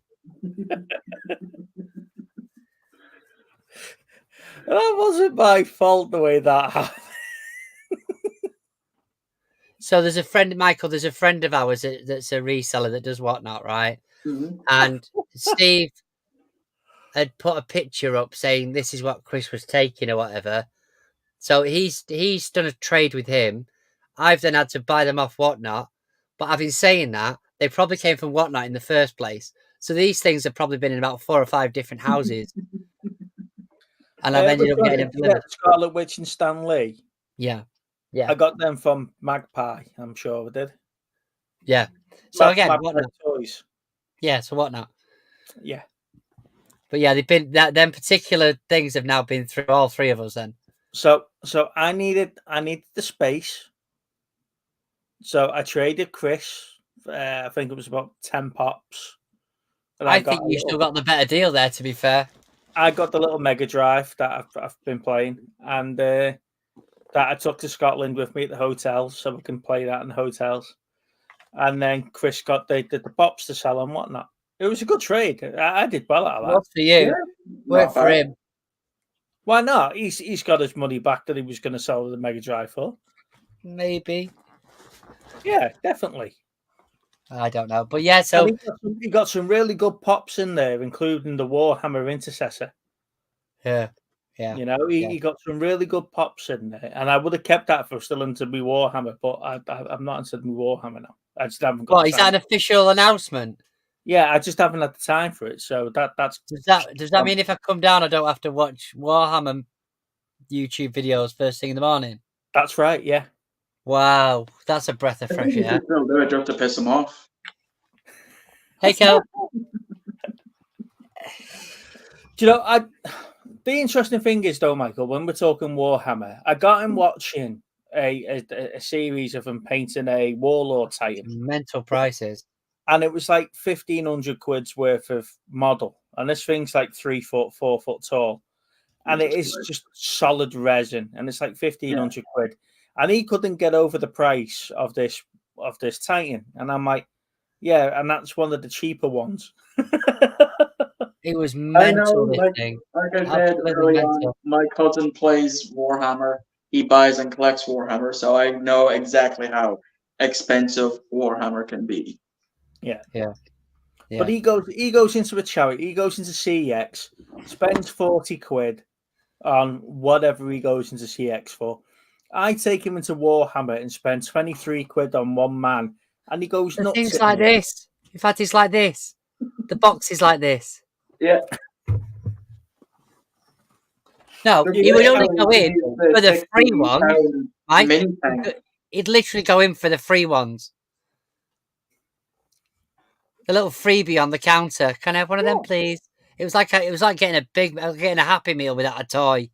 Yeah, I had a Warhammer Space Marine army made up of the new Primaris Marines, made up from the 3 Primaris Marines that you picked up in every Warhammer that I went to around the country. So I marked them up. I got one in Blackpool, one in Liverpool, one in Bolton, one in Grimsby, and I had me army. They all had different accents. What? And they all had different accents. Yeah, that's how I was funding my army, is by the free models. So there you go, kids. Tip of the day. Travel around the country, go to Warhammer and pick up your free model. Keep your costs down. Oh, it's terrible, isn't it? So have you seen anything good recently then, other than Star Trek and Doctor Who? I suppose recently enough I watched Paddington 2 for the first time. Paddington 2? Yeah. I enjoyed it. It's better than the first. Yeah. Well, I remember watching the first one, but I don't think I've seen the second one. What about you, Steve? I haven't seen either. Wow. That'd have been a big red dog. You'd have been sat there with Lana watching it, wouldn't you? Clifford was ace. I love Clifford. The only thing about Clifford was that you've got an American playing a British girl, but then you've got a British bloke playing an American. Ah, yes. Jack Whitehall, he was playing an American sort of brother to a British girl who was played by an American actress. Well, that's only because he'd managed to do a bloody American accent in, what was it? Oh, the Jungle Cruise movie. I don't know. But don't diss Clifford. Clifford's a big red dog, and he was awesome. So I don't mind dogs. I just can't stand cats. Oh, I almost got a new kitten today until I realized that it was too young. So I've got another 2 weeks to wait. But going to call him Oliver, and the loudest git I've ever heard. And I put on my hoodie. I put it on backwards, and I put the little guy in the hood of my hoodie. Fell asleep for hours, just chilling in there. Oliver, what's that for? Apart from Oliver Twist, obviously. Oliver and Company. Oliver and Company, that's the one. Anyway, talking about Clifford, right? Stay there. Did I show you this when I came back from playing Santa that day? I like the words "playing Santa." Yeah, when I played Santa for the when you were doing dress up. Yeah. Your first major role.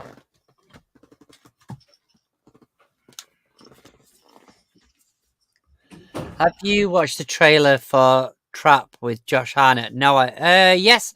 No, Kel, tell lie. Yes, I have. Yeah, that looks really, really good. I tell you what, I saw the trailer for. Who's done that? I tell you what, I saw the trailer for today. The bike riders. What bike riders? It's like Sons of Anarchy, but on a film. It's with Tom Hardy and. Yeah, that's it, Neil. Oscar-nominated performance of Santa. Look, look, for the last couple of years, I go to a charity place in Warrington, in Bollington, sorry, where they do the Christmas thing for kids with special needs and autism and all that sort of stuff. Some of them are terminal, so they might not get to see another Christmas. So we go with work, and in between seeing groups of kids played as me dressed as Santa and whatever, giving them all presents, and they get bespoke presents as well. So the parents tell the charity what they want, they go out and buy it, and then sometimes I don't want to give the present to the kids because I know what they're getting and I want it myself. Right? So, selfish Santa. Yeah, but they've told you to stop turning up in May. So in between one of these sessions of seeing the kids and whatever else, I'm walking back through, and I've got my two elves with me, and I spot this. Oh, Clifford. I spot a Clifford, and it's in the pile next to the door. And I said to the charity, "What are you going to do with Clifford?" And he said, "It's going in the bin." And I'm like, "Why is it going in the bin?" And he said, "It hasn't got the tags. None of the kids have asked for it, but it's been donated to us, and we can't put it in the charity shop." So it was like, "Would you take a donation for it?" And he went, "Yeah, go on, a couple of quid." So I give him a tenner, and yeah, there you go, Clifford the big red dog. So it was a happy ending. It all worked out in the end. Yeah. So when I came home, I put it on the kitchen counter, hiding around the corner. Do you know where the fridge is? Yeah. So when Lana come in, it scared the shit out of her because she didn't see it. Mind you, it is bigger than Lana. Yeah. So there you go. We got a big Clifford. You cheeky bastard, Neil. He's got it. He's a method actor, Neil. What can I say? He's trying to get into character. However, I need to remember. Have you seen the trailer for Trap? No. May, it looks mental. What's it about? Really, really good. If I remember rightly, Guy goes to a game with his daughter. I want to say his daughter or kid or something. It's difficult to explain without. You need to watch the trailer. Just write it down. Watch the trailer for Trap because it's definitely worth a watch. I think it's going to be a very interesting movie. But I'm sure it's someone like M. Night Shyamalan who's done it. I'm sure it's one of his. Yeah, it is one of his. We were talking about it on Luke's stream last night. You see, the thing is, Mike, I don't I don't really want to tell him too much about the trailer because it's that's quite an interesting trailer to watch in itself. I think it was a happy ending. Did like to finish. So yeah, the like you said, that bike riders or bike men or something with Sam Hardy, that looks quite cool. Yeah. What else did we just see? I don't know. I need to get back into watching me trailers and doing reviews on the trailers and reviews on the films.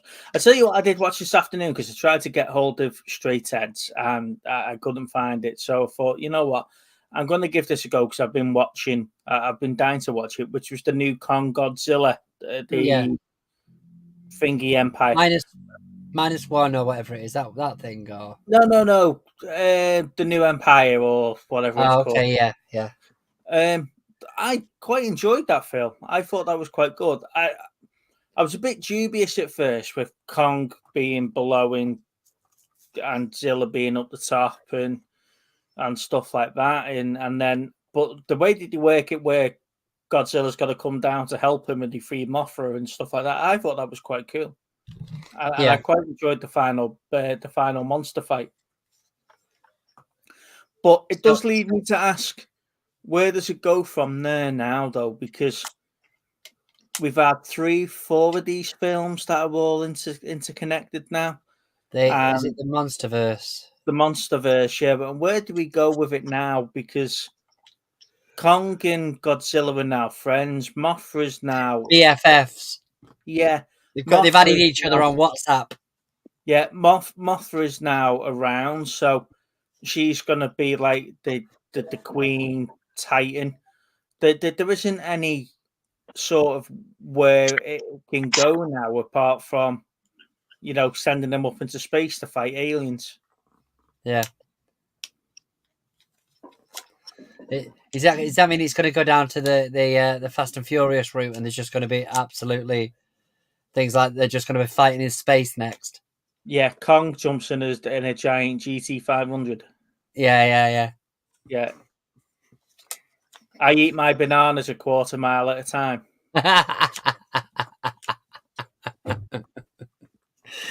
No, I just don't know where it goes from there.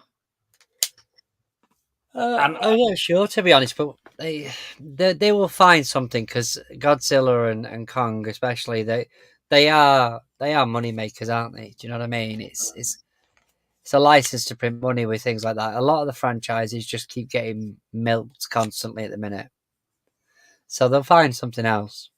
Speaking of milked franchises, have you guys seen the trailer for this Bad Boys Ride or Die? Yes, I've seen bits of it. Yeah. Yes. What do you think of it, Michael? Because as someone who's only seen bits and pieces of either one or two, I'm not really pushed on it. You hated the third one, though, didn't you? You didn't like the third one, Steve. No, the third one was just full of. I don't know how to explain the third one without getting banned off YouTube. Yeah, I just didn't enjoy the third one.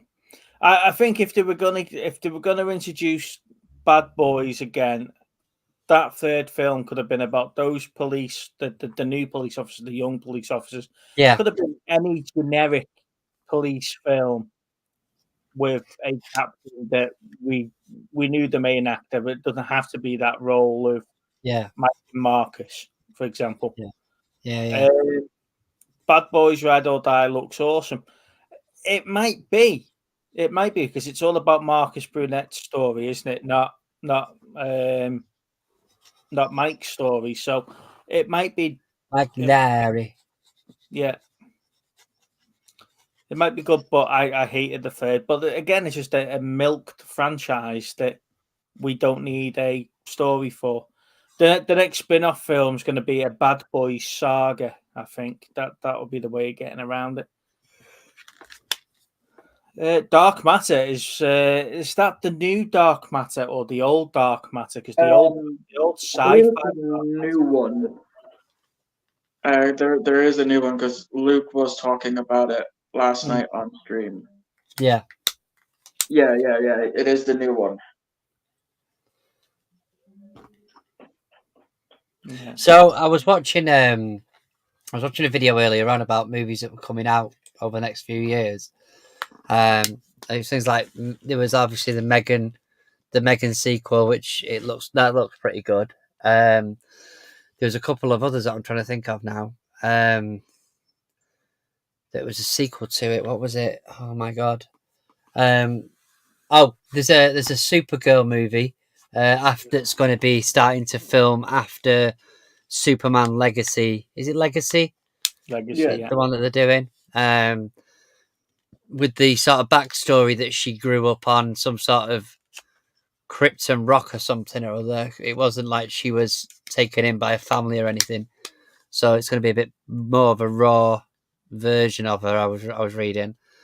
What was there was depending on what version of Supergirl she got lost in the Phantom verse for the Phantom Zone. Yeah. On the way to Earth, and then she escaped, and that's how come. That's how come Clark's managed to grow to being 25, 30 before she even comes to Earth, and she's supposed to be the older cousin. So what gets me is this the MCU. So the MCU it's after a bit of a hiatus now. We've of all of a few months by the feel of it. They're looking at the TV shows. Hey Kel, and they're looking at the TV shows, and I think the first one to release is in September, which is the Agatha Christie one. Agatha Christie, Agatha. Agatha, you know, Hartley. Sorry, Agatha Hartley. I don't know where Christie came from. The author. I was just waiting for you to fix yourself there, Steve. Yeah. Thanks, mate. Yeah, that's where that came from. And then obviously the Daredevil one, and Ironheart, which is the sort of female carry on from Iron Man, isn't it? It's his daughter, isn't it, Ironheart? Oh well, I thought it was someone from Black Panther. It was, yeah. I saw the fan-made trailer. A group of fans made a trailer for Ironheart. No, I think there must be some sort of official footage now because I saw. And that's really good. If they made it like the fans made it, that would be really good. It looks really good. How the fans did it. Yeah, because Ironheart was his daughter, wasn't it, originally? I've never really read the comics. But I think I'm looking forward to the Agatha one because I liked that character in WandaVision. Yeah. Do you think we need a series out of Agatha? Not really, no. But it's been 3 years since we've had Wanda. WandaVision it doesn't seem that bloody long, does it? WandaVision was probably one of the most different TV shows that they brought out, and that's why I liked it. It was different, you know. But if it's more of the same sort of thing, then I'll enjoy that. It's about how she ended up there, isn't it? I think so. Yeah. Her backstory, essentially. Yeah. Which we know a bit of it from that series anyway, really. Yeah. Good evening, Kel. How are you? I'm fine. Are you okay? Yeah, not so bad, dear. Thank you. What have you been watching this week? A load of documentaries. Oh, okay. So come on then. Let's start the 40-minute chat about one of them then. Which documentaries have you been watching? I rewatched the Madeleine McCann one. Oh, okay. On Netflix. Yep. That's good. It shows both sides, like the police's side and then the family side, and then I've been watching it. I'm not being funny, but I'm still saying that if that was a working class family, them kids would have been taken off them. I know it's the worst thing in the world to lose a child, you know, but I'm not being funny, but the way that they all did that, it's horrible, and it I think it played a part as to the girl going missing. To be fair, you know. Yeah. Sorry, that's just my opinion on that one.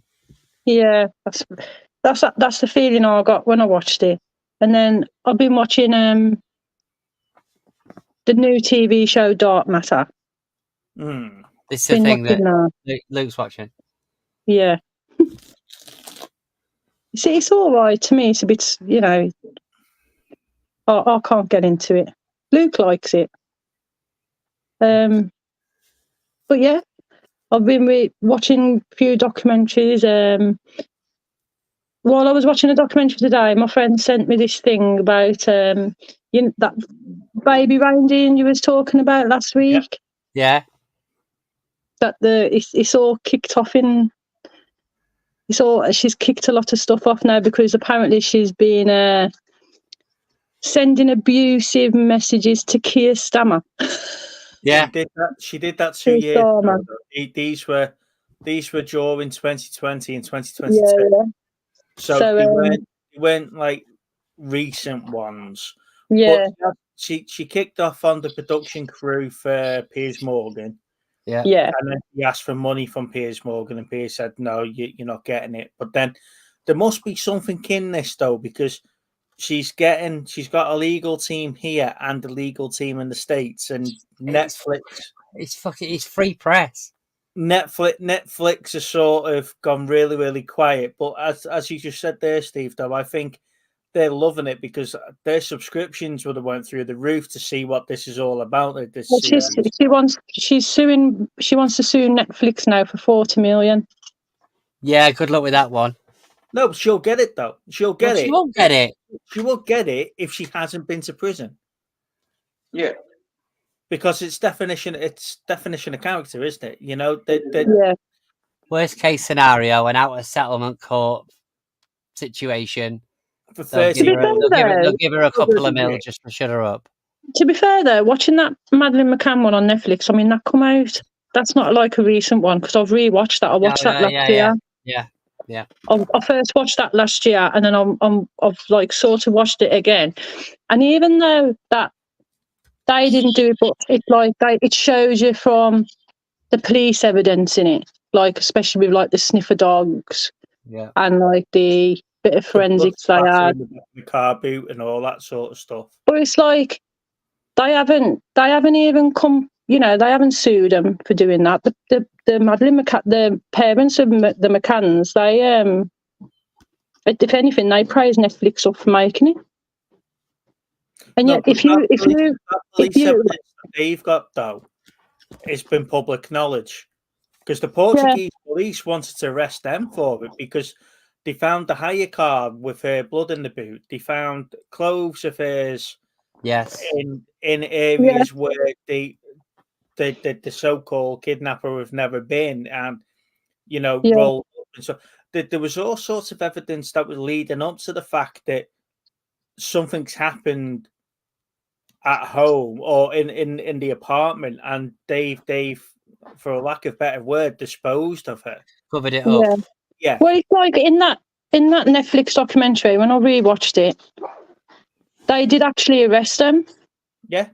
And then they told them they could come back to the UK. Yeah.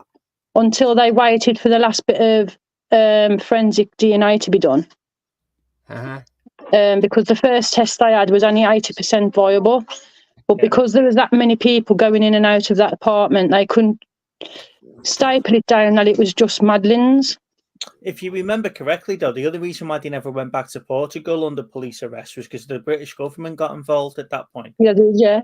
And then they sent. Yeah, but this is what I'm saying. This isn't the same treatment for Portugal. Didn't need to have a look at all the evidence and stuff. This isn't for me. This isn't the same treatment. If it wasn't, who their status of society. You know what I mean? And this is the sad thing about it. There is kids, and I think in one of the documentaries I watched, he was saying that, English kids go missing all the time in these foreign countries, and people go missing generally all the time, unfortunately. Well, they were saying in that documentary, the Portugal police, like the chief at the time, he was saying that the week before Madeleine went missing, Yeah, that was it. Or like a couple of weeks before, there was a boy, Portugal boy. He went missing. Yeah. And his mum and they were shown. All they were shown was they found this website that was basically appeared like a trafficking ring. Yeah. And it had like all these different things and pictures. And his picture was on that. And the Portugal police says they wanted to go to different countries where they thought they pick up a trace. Yeah. And they was told they couldn't do that and to concentrate on the Madeline one. Yeah. And then as it ends, the chief of police got sacked. Yeah. It was George Brown, I think, wasn't it? No, what was his name, though? The Prime Minister of our country at the time, Gordon Brown. Yes. He got him sacked. Got them, so their names in suspects no more, got them all cleared of that.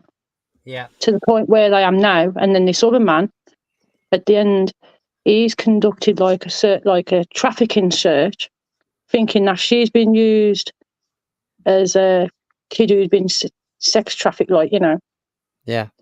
But he hasn't got enough evidence to back that up, and then that's when it ends. So yeah, the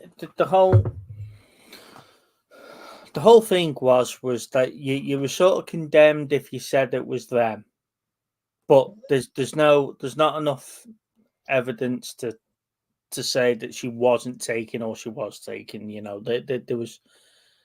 It is a bit of a strange one, but when you've got three families that are in a family resort and the parents are all sitting outside 200 yards away from the apartments, that someone's probably watched them three families playing in the pool all day, and then the kids aren't with them. So it's not hard to find which apartment someone's staying in. Well, because the reporter from our country went over there, but she doesn't speak English. She went over there, she went to the restaurant where they went, sat in the table that they were sitting on. She said you couldn't even see the apartment from where they was. No. And yet, at the end, like in between the documentary ending, like there's one of the friends. She's changed her statement 15 times and added more stuff to it. So then that's when the police started thinking, oh, it's the statements from these people, they don't add up. So it seems like they was covering up for somebody. Yeah. So that's what made him put taps on all the phones and everywhere they went. I believe it. And that's what led him to believe that the parents had an involvement in it, but they said it might have been an accident. So they was like following them everywhere. But then they said they was told by Gordon Brown, look, there's not enough evidence, you've got to stop because you're insinuating stuff about them, it's defamation of court or whatever. But the chief of police says, yeah, but it's our job as investigators to try and piece the pieces together, because they was the one. He says, they said that the window was open. And he says, and yet the only person's fingerprint, the one fingerprint on the window was the mum. And then their statements didn't add up to the staff's statements at the. Originally, you know what I mean? Originally, they were saying that the security shutter was forced open on that window. And then it was like, oh no, we've left the window. Or Maddie could have got up and out of the cot and opened the window. Or it's a good documentary though, to be fair, because it makes you see it from both sides. Yeah. Which, as a parent ourselves, I'd never leave my kids in a room by themselves. I wouldn't do it. I wouldn't even leave them with babysitters. I'd just go and do it myself, because that's I couldn't believe that bit. So I think really, if you think about it, if they haven't done anything, if anything, they should be charged for neglect. Yeah, and this is my point, but that wouldn't happen because of the status of who they are. I mean, it's very much like the baby reindeer thing, right? Is that my focus isn't on her. My focus is on what happened to him with that producer, director, whatever he was, right? And there's not enough going on about that. And it's a similar thing with this, is that, you know, the amount of money that was donated, the amount of money that was spent, all of that stuff to try and get this girl, to find this girl, is admirable, because it was all over the world that was donating money to try and find her. But when all that's said and done, like, why are these families not being accountable for the fact that they were so far away from the children that anything could have happened and did happen as a result of it, potentially? Yeah. Do you know what I mean? And I mean, you could look at it on one side, and I did see an argument that was like, well, you know, at the end of the day, that the worst possible punishment has happened. And yes, I totally agree with that. But in the same breath, like, they weren't the only parents there that did the same thing. But No. it's because of the That's what I mean, the class that were there. If that had been bless them, the local council, parents or whatever else, or, you know, or a lower class, should we say, of to these doctors or whatever they are, surgeons, and if they were crackheads from Grantham, you mean? Yeah. I was going to say from Ellesmere Port, but yeah, you know. But that's my point, is that it was they were treated. I think they were treated differently because of the class. Yeah. Yeah. And that's what I think is wrong, because for any other parent, if they would have at least been questioned as to why they thought it was acceptable to leave their kids so far away. They were questioned about and it, Steve, potentially drug them, allegedly. They were questioned about it, and this is where it came out that they got into trouble for drugging the kids to make them sleep previously. You know, they were. I think he was at risk of losing his job over it, wasn't he? Didn't know, did he? No, but the thing is with these Netflix documentaries, and Steve, me and you've talked about these before. It's had that Cecil Hotel one, or some of the serial killer ones. They set you off down this garden path where, right, okay, he's a bastard, he's a serial killer. Then the next episode, they send it down another garden path going, actually, I'm questioning this. Has he actually done this? I didn't need Netflix to tell me what happened with that one, though, mate, to be fair, because that was all in the news at the time. Yeah. That wasn't something that's gone, oh, Netflix, you and it's, I know what you're saying. You've gone, oh, they're guilty, or they're not guilty, that sort of thing. Yeah. So I haven't seen the Maddie one, but knowing Netflix, they've probably shown them from their point of view, then they've shown it from the police point of view, and then shown it from whatever point of view. Now, it'll shock Steve. If you watched it, it should shock you. You'd change your opinion, because it's the Madeleine McCann documentary and the Ripper one, which is Peter Sutcliffe. They filmed from actual police video. Yeah. And journalist video. So everything you see is what was happening at the time. As soon as that case happened, though, Cal, I said, that's the parents. Yeah, I did as well. See it from her, from the first lot of interviews, she's stone-faced. She still is in that. And then all of a sudden she starts crying then, about two weeks in. And you can put that down to shock, you can put that down to trauma or whatever else. But there was just something about her that didn't sit right, did it? Yeah. There was something about her right from the off that said, you know what's happened here. Yeah. You know more than you're letting on. When she said she went into the room and she said the window was open and there was a breeze that closed the door on her. So she had to reopen the door. And then she said, the police chief, who's now sacked, he says in the documentary, he said, our first had suspicions because it took her 2 hours to phone the police. Yeah. He said they just started gathering people searching around the hotel. He said the police wasn't found for 2 hours. He said when we first got there was 30 other people in that room. So he says, even though you'll be in shock, he says, thinking that it might be a potential crime scene. He said, you'd shut the door, you wouldn't let nobody in until the police got there. Yeah. He said, but they didn't do that. They was letting people in the room. He says, and then in her first statement she gave, she said she checked under the bed. He said, but the mattress, he said the bed went straight to the floor. He says, and then she changed it to, oh, I didn't check under the bed. I checked in the wardrobes. Yeah. And looked everywhere else. But the other 2 kids was asleep. And he says, now, when you've got 2 young children who is about like 1 or 2, and you've got them sleeping in the beds, and you've got that many people going into the room, making a noise, because that's what they was doing. They was all shouting the name. He says, them 2 kids never woke up. He says, and when our police turned up, they were still asleep.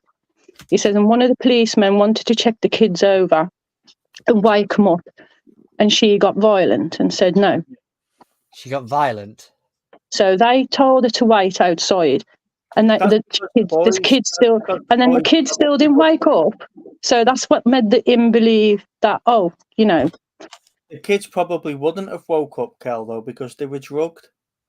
Well, that's what he said. Later on, he found out that.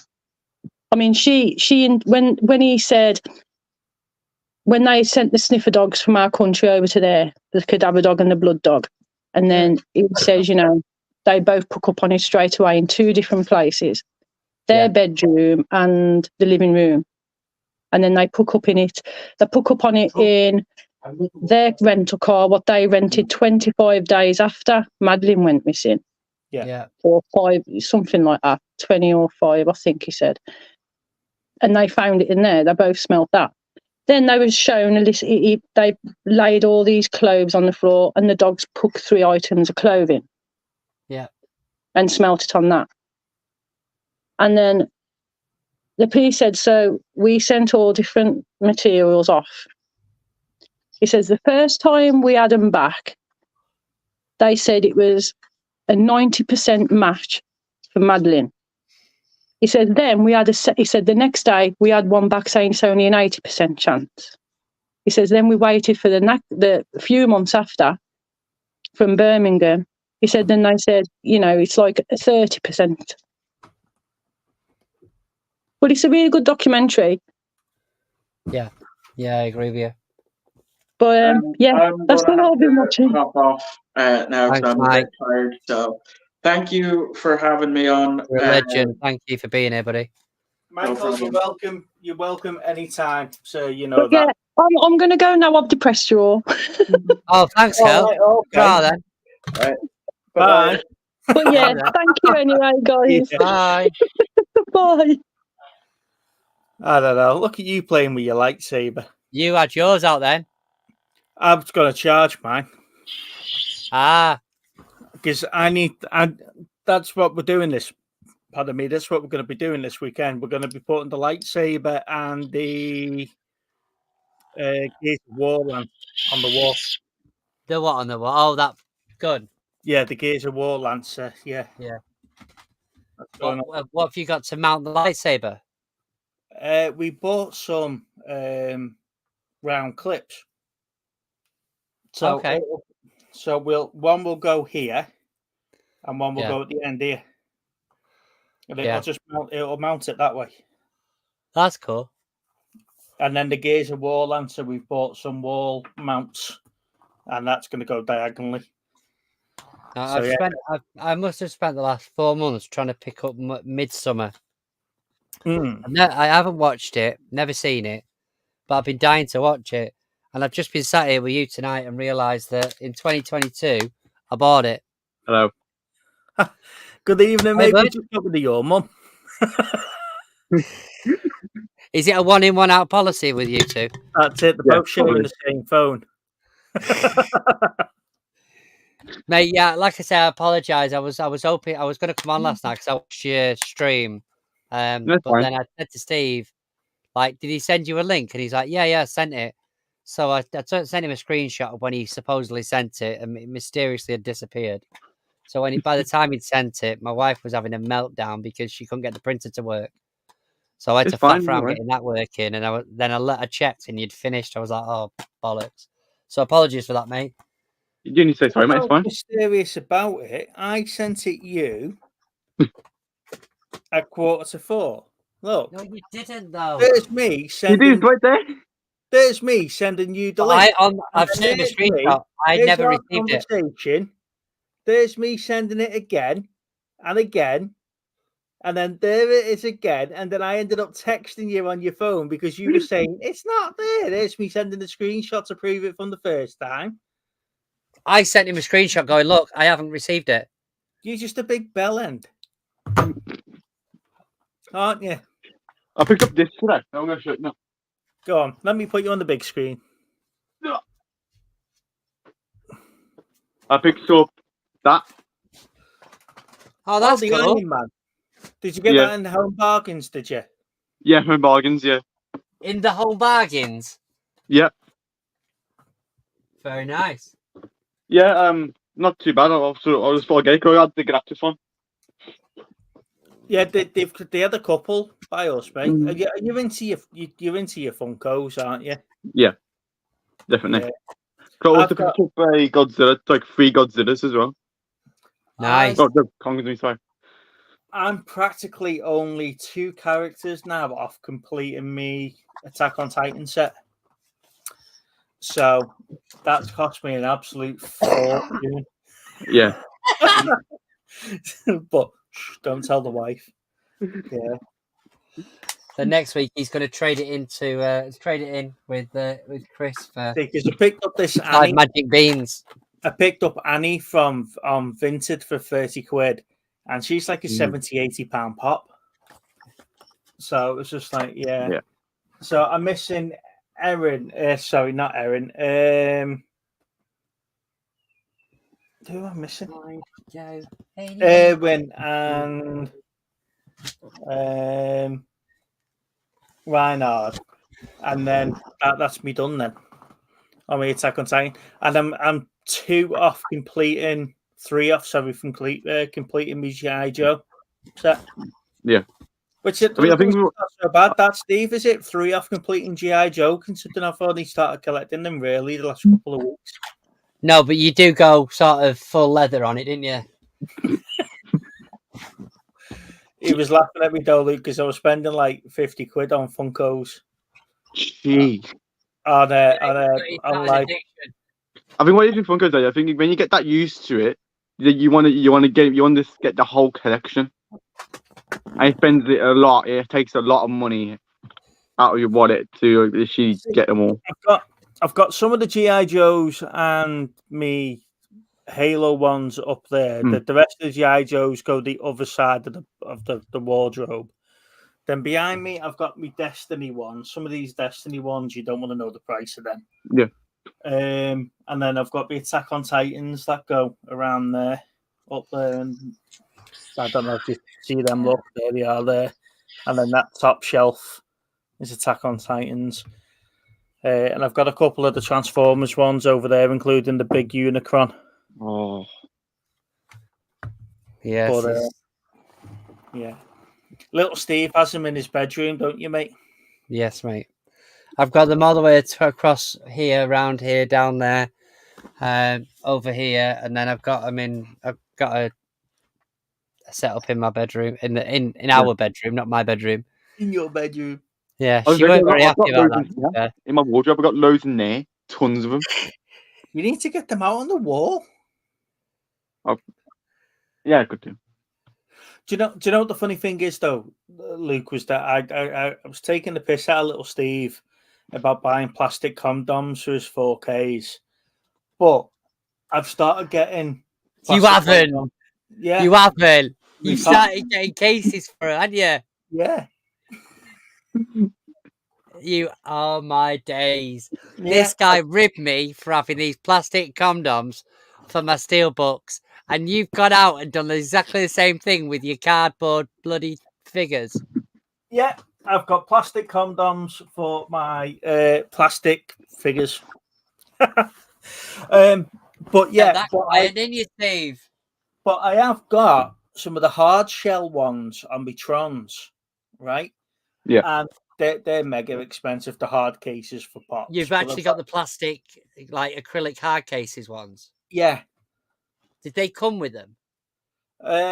One came with them, but I bought a couple.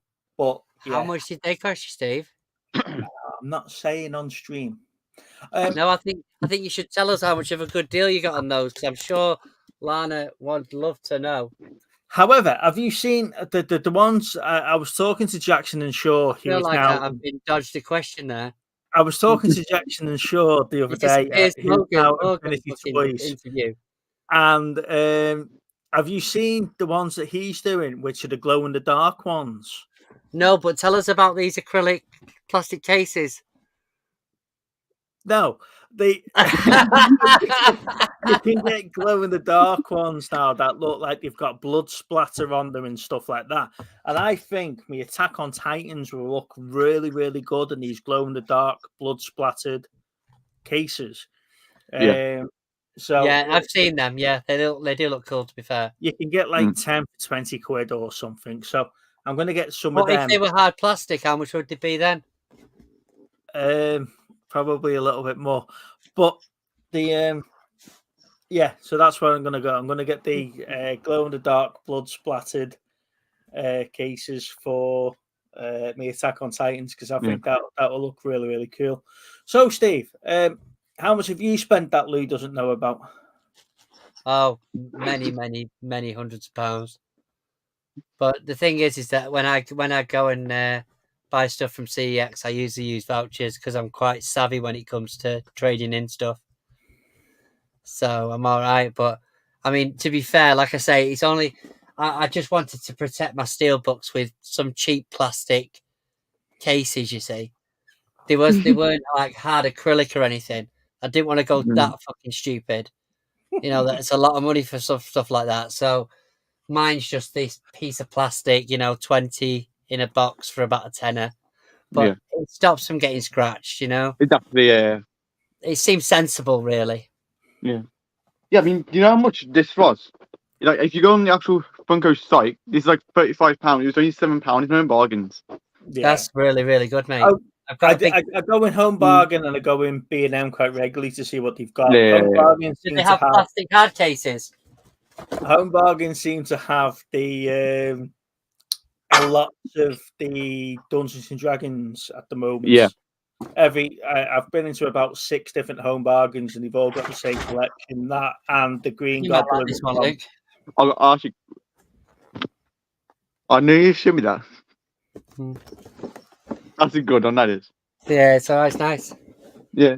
Whoa. What's that? Where did you get that from? I think Lou bought it for me from one of the shops in town. I'll have to remember. Oh, Asda. I think it was at the time, yeah. Yeah, have a look in B&M. They've got loads of the Hawkeye Marvel Diamond Selects for about 15 quid. Yeah, but I think I mean, you might know, Steve. Like, do you think I could get a hard case for something like this? Possibly, mate. Yeah. You reckon I'd be able to get one? And how much would it set me back for something this big, though? I don't know, mate. I mean, how much is it for the smaller ones? That's what I want to know because I've got a lot of those. Only a couple of quid. Oh, right, okay. Fuck you, bitches.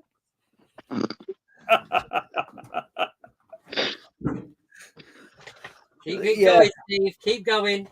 Luke, so do you know when you get a job, right, and you're spending your own money, right? Don't buy acrylic cases. Okay.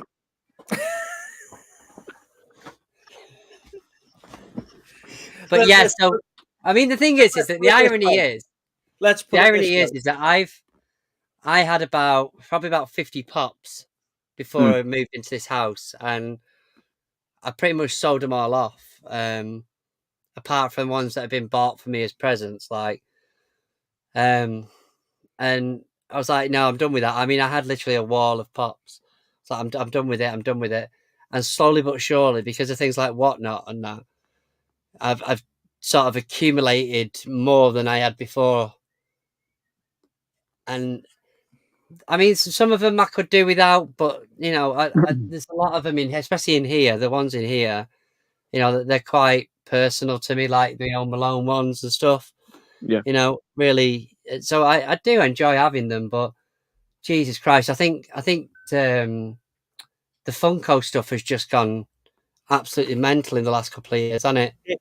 If you go back to, I'd say even December, you'll probably hear me say I ain't buying that shit. I ain't getting involved in Funko, right? I ain't buying that shit. And then we got on Whatnot, and because there was only really Chris on Whatnot and Magpie Toys. About a year ago, though, now, wasn't it? Yeah, and I've spent a small fortune on Funko. I think if I was to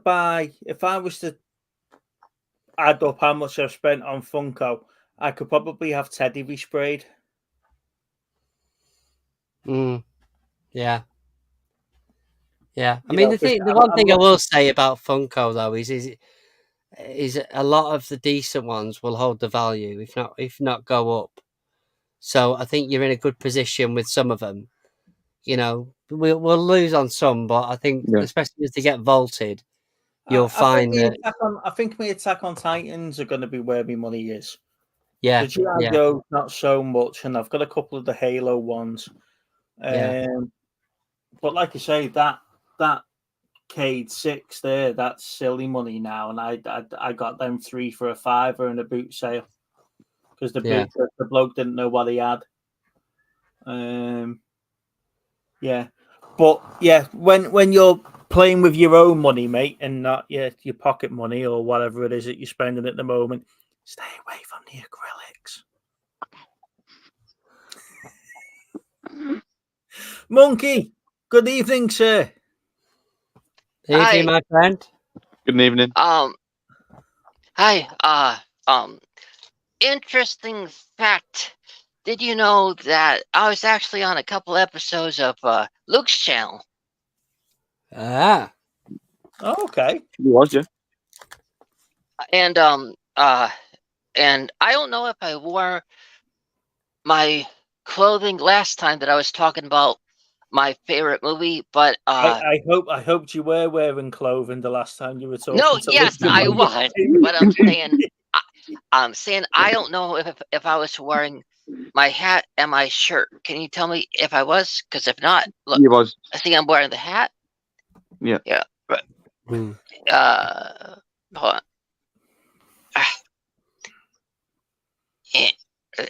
And the shirt. Oh, yeah. Yeah. That's cool. I like that. And I just so you know, I owe you an apology. Last week I came on because I really wanted to tell you what I thought about a certain thing, and then I was like, the reason why, if you watched last week's, I was so emotional because, like, you probably saw I had a different opinion on that, but it also really touched close to home. Kind of, that's a large reason why I am the way that I am.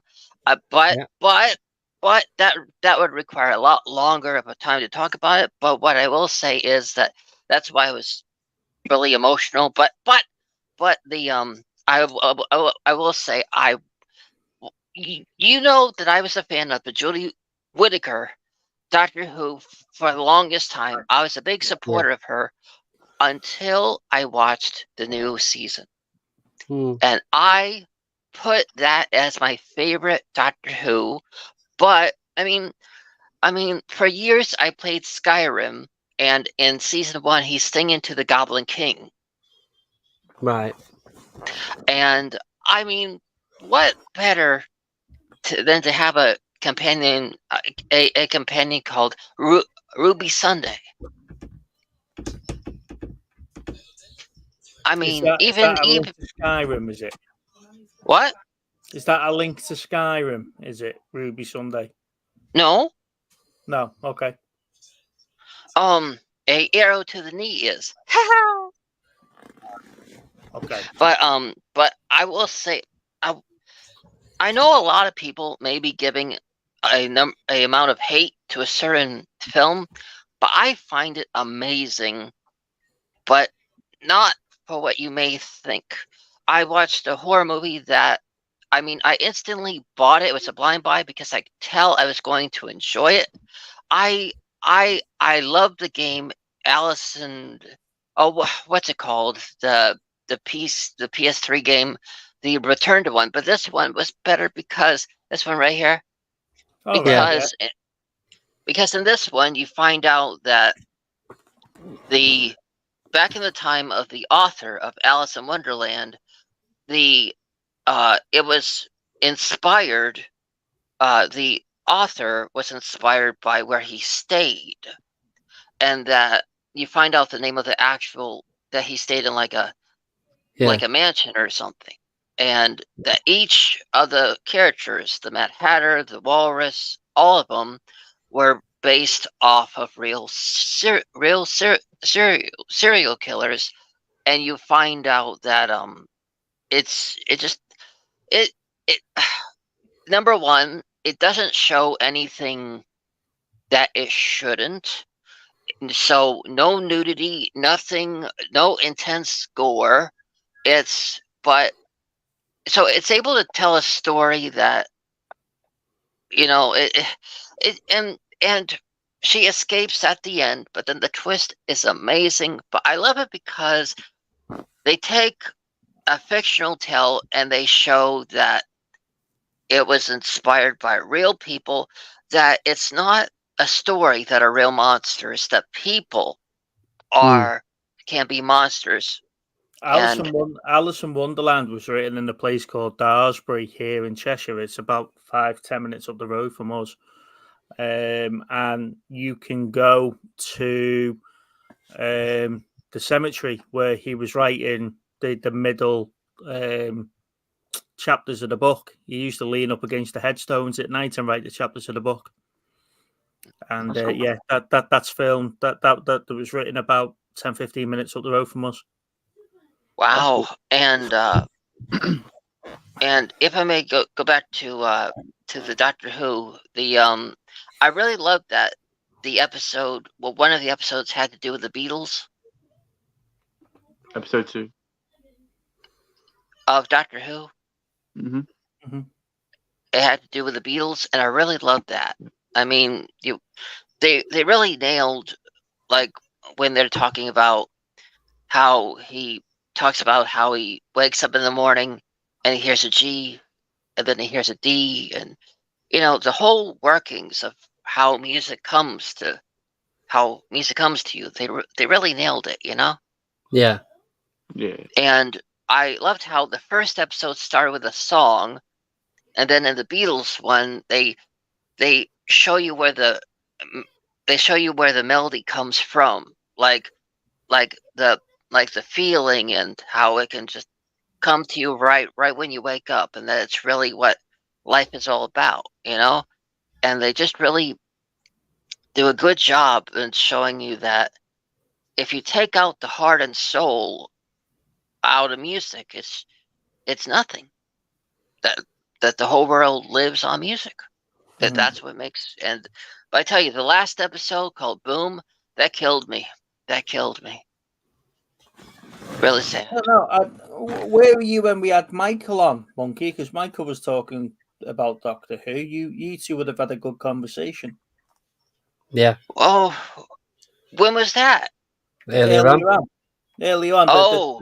The first guest that we had on, Michael, was a big Star Trek Doctor Who fan. So we were talking quite a bit about the new Star Trek, the new Doctor Who, because I was saying I used to watch it religiously when it was Eccleston and Tennant, and then I dipped in and out when it was Capaldi. So I quite liked Smith as well, but never watched anything of Whittaker or this new guy. And apparently, this new guy's comments has not done him many favors, and the viewing figures have been right down, haven't they? So yeah. Well, I was actually planning on being here for the beginning of the show, but I sadly had to meet with somebody that can't really talk about. But yeah, I had a previous engagement that I couldn't get out of. So, but I will say that life happens, doesn't it?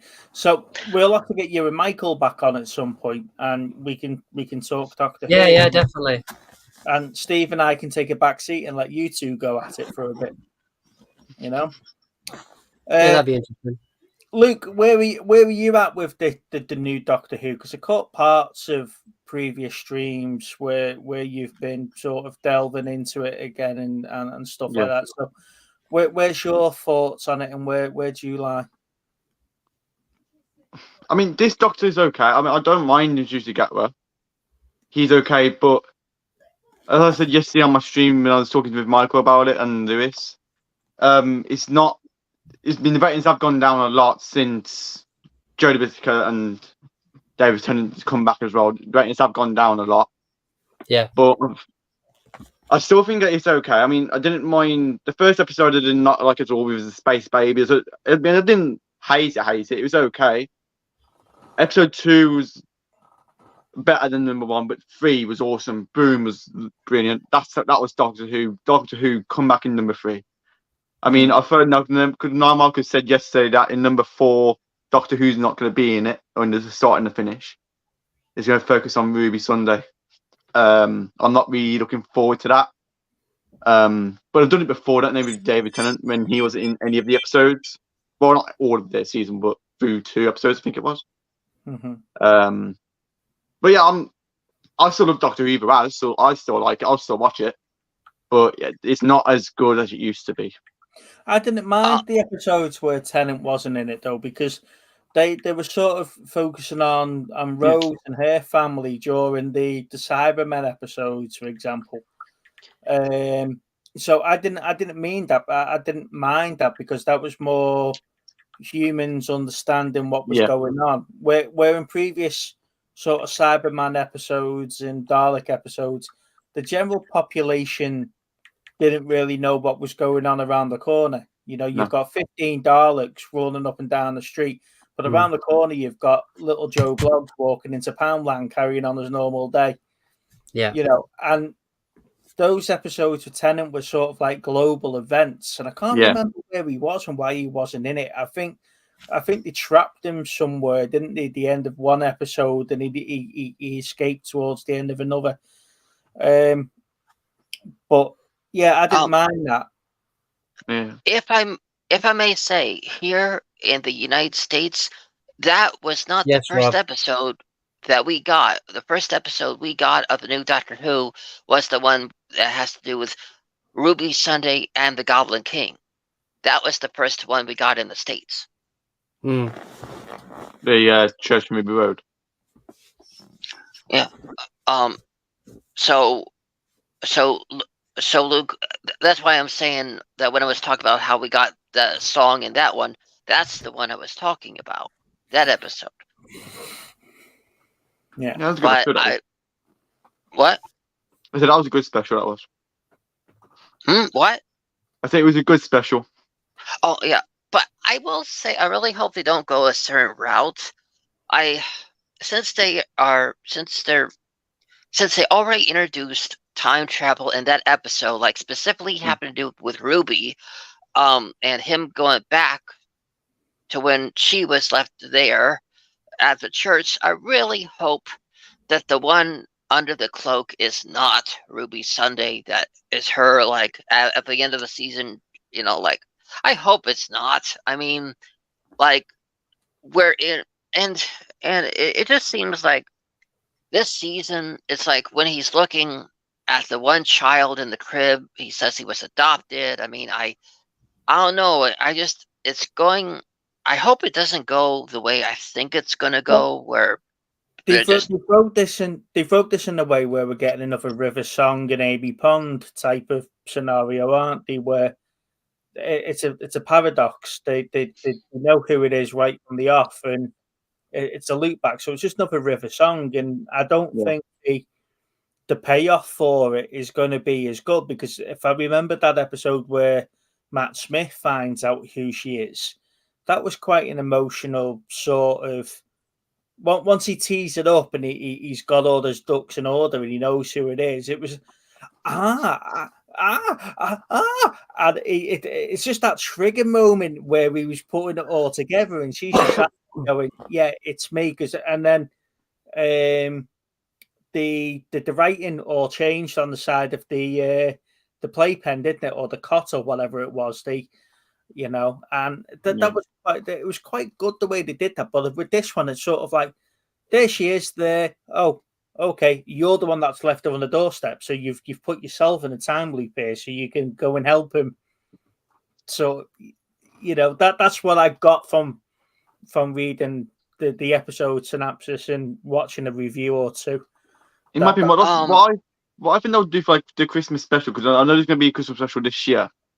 What I'm thinking they'll do to boost up the ratings again, which I bet it won't happen, but what I'm thinking they'll do, they'll bring back David Tennant. That's what they'll do again.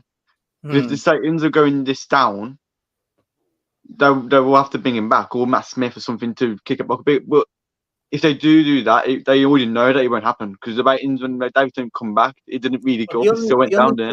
Tennant back for a couple of episodes in between because of filming schedules, didn't he? He wasn't available to do the Christmas special this year. I don't think they'll do that again. I don't think they can make a habit of trying to rescue it by bringing previous Doctors back. There's one way that if they do it, I will forever hate Doctor Who moving forward, and that is if it turns out Jodie Whittaker is her mother.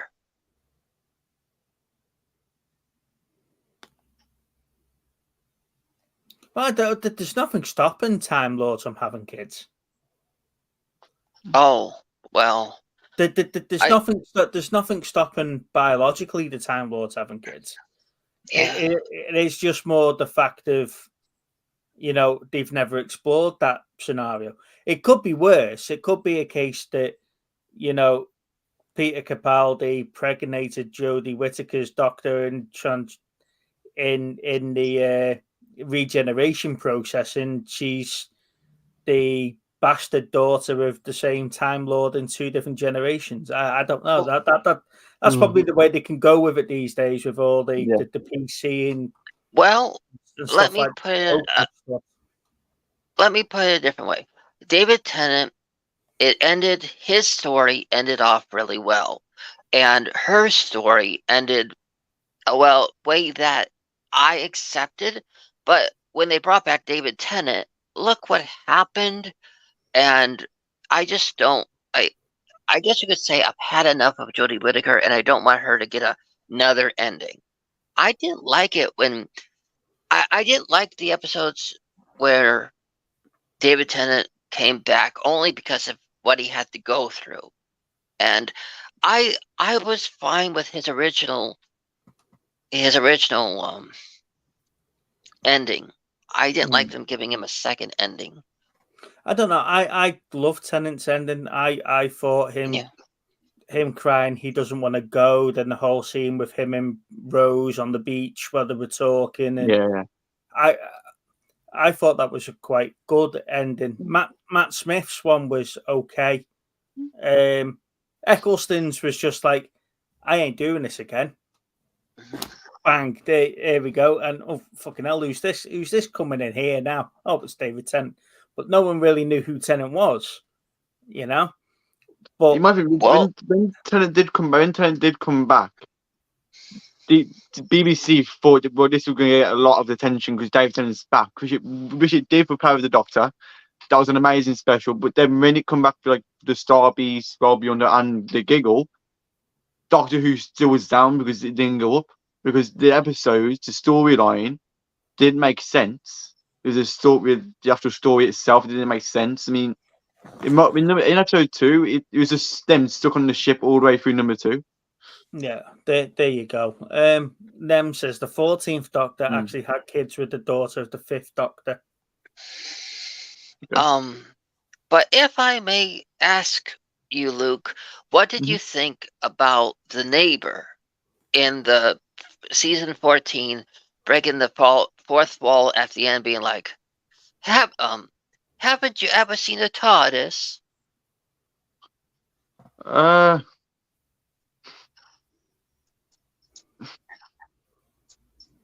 don't have an opinion on that. Well, I'm still trying to work the logistics of this question, of this fact here. The 14th Doctor actually had kids with the 5th Doctor, the 5th Doctor's daughter. So has he slept with his great granddaughter there? Is that Is that where is that where Doctor Who is gone? Has he gone back in time and banged, or gone forward in time and banged his great granddaughter and had done with it? I don't know. Well, Hugh Grant did it first because in a deleted scene of Meg Ryan and Hugh Grant, no, Wolverine, Hugh Jackman. Hugh Jackman.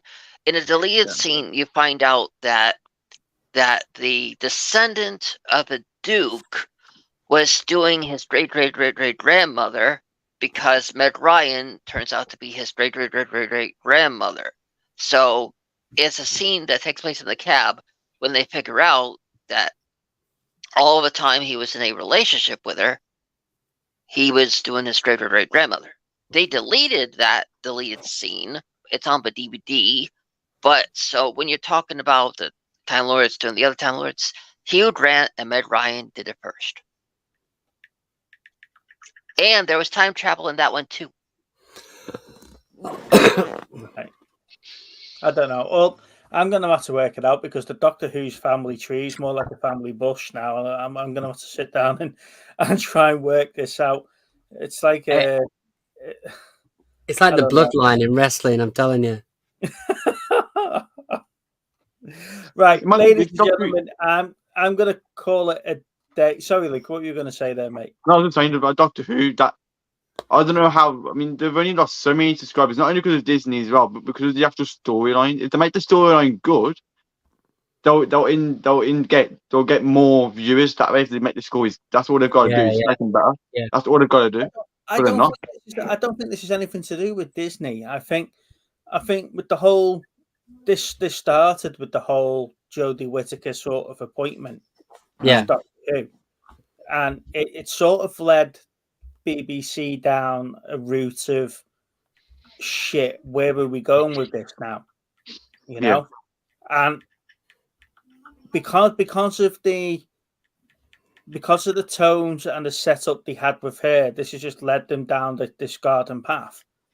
And I think they need to sort of get back to the Doctor actually doing doctory things, and stop implying race and sexuality and sexual orientation and all this stuff to a character that we've had 60 years of not even worrying what he was banging behind the TARDIS doors. You know,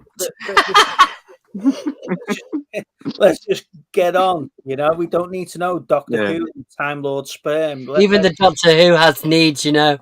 Yeah, Doctor Who's got HIV because he's gone back and banged a hippie in the 60s. I don't care and all that crap. You know? It could be worse. He could have gout.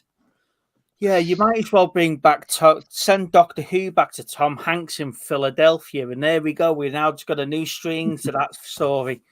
I don't know. I might be doing I might be doing a trade action tomorrow on my channel. I'll keep an eye out. Yeah, there you go. Here we go. We've got Doctor Who and the non-binary Cyberman. There's a story right there, isn't there? Right. Well, go back. What and I just think do what Doctor Who does. Just give us the Doctor Who stories without all the political. Yeah, I was gonna say that what they should do is that they should have the Doctor just like something happened to the TARDIS. They go back in time and wipe out. Go back to the events before the Jodie Whittaker and just wipe it. You know, go back to that Doctor and make it so that those all are just wiped out and make them not canon anymore and just start from there.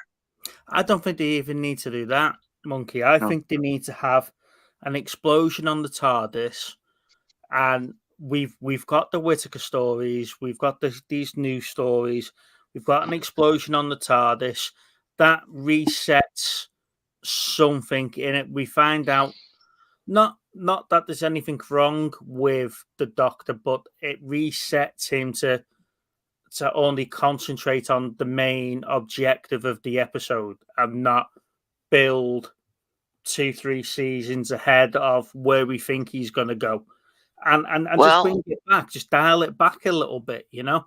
And then the then series, how they he's rebuilding the time, Yeah. he's rebuilding the TARDIS, or he's getting certain components from certain things, and you know, and send us back on that. I don't so think they could do that by bringing back the toy maker, right? I don't know who the toy maker was. He was in Oh. the Giggle. He was the villain for David Tennant. Oh right, yes. Yeah. Yeah, okay. I know who you mean now, yeah. And they referenced him in the Beatles special, right? Right, Mhm. Luke? Yeah, they did. Yeah. Nice one, Neil. I just read his comment. Yeah. But yeah, I'm thinking to myself that, you know, that's what they need to do. But they can do that with so many of the series out there Yeah. nowadays.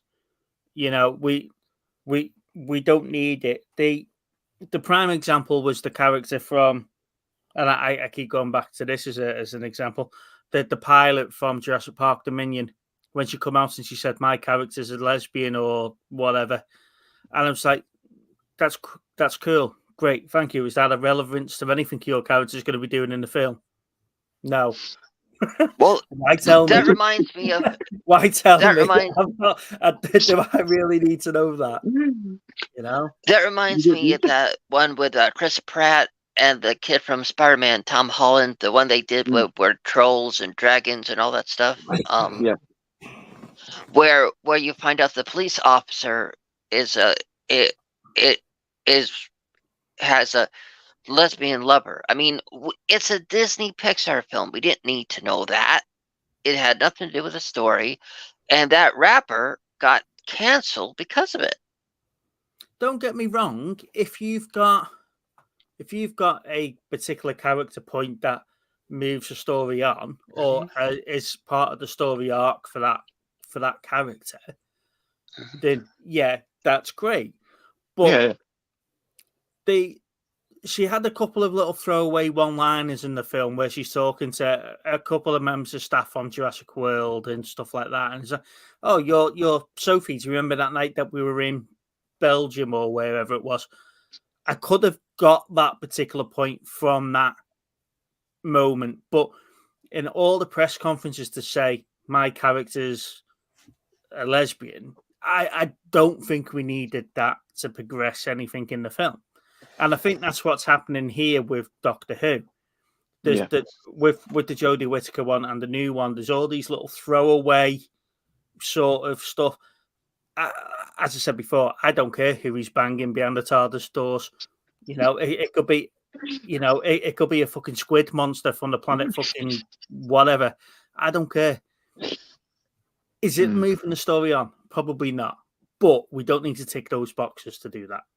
And I think if we get rid of all of that and get back to the main part of what Doctor Who was, the episodic Doctor Who, not necessarily a season-long arc, we can sort of rescue that back. Yeah. So I don't think that had anything to do with Disney. I think that was the downfall of Jodie Whittaker, Doctor Who. Yeah, We've got Steve now. He's bored. You can see he's on his phone. I mean, I think what it is with Doctor Who now, it's literally, like I said earlier, it's the stories. And it's the directors as well. They keep going saying it's the actors' fault and the actresses' fault. I mean, it's not their fault. They're not directing. They're just there to do their job. To yeah, it's show not the actors' fault. and film it. It's like the actors' fault when people keep saying it is. It's not their fault. I mean, I didn't really mind Jodie Whittaker. I didn't mind her as a doctor. She was good. It was just the stories that made her that way. When you've got episode directors and episode writers saying we're pushing our political agendas, our narrative, they're just acting their political agendas out on screen. Yeah, and at some point you can see that some of these actors are quite embarrassed and awkward about what they're portraying on screen, and that's where you've lost your audience.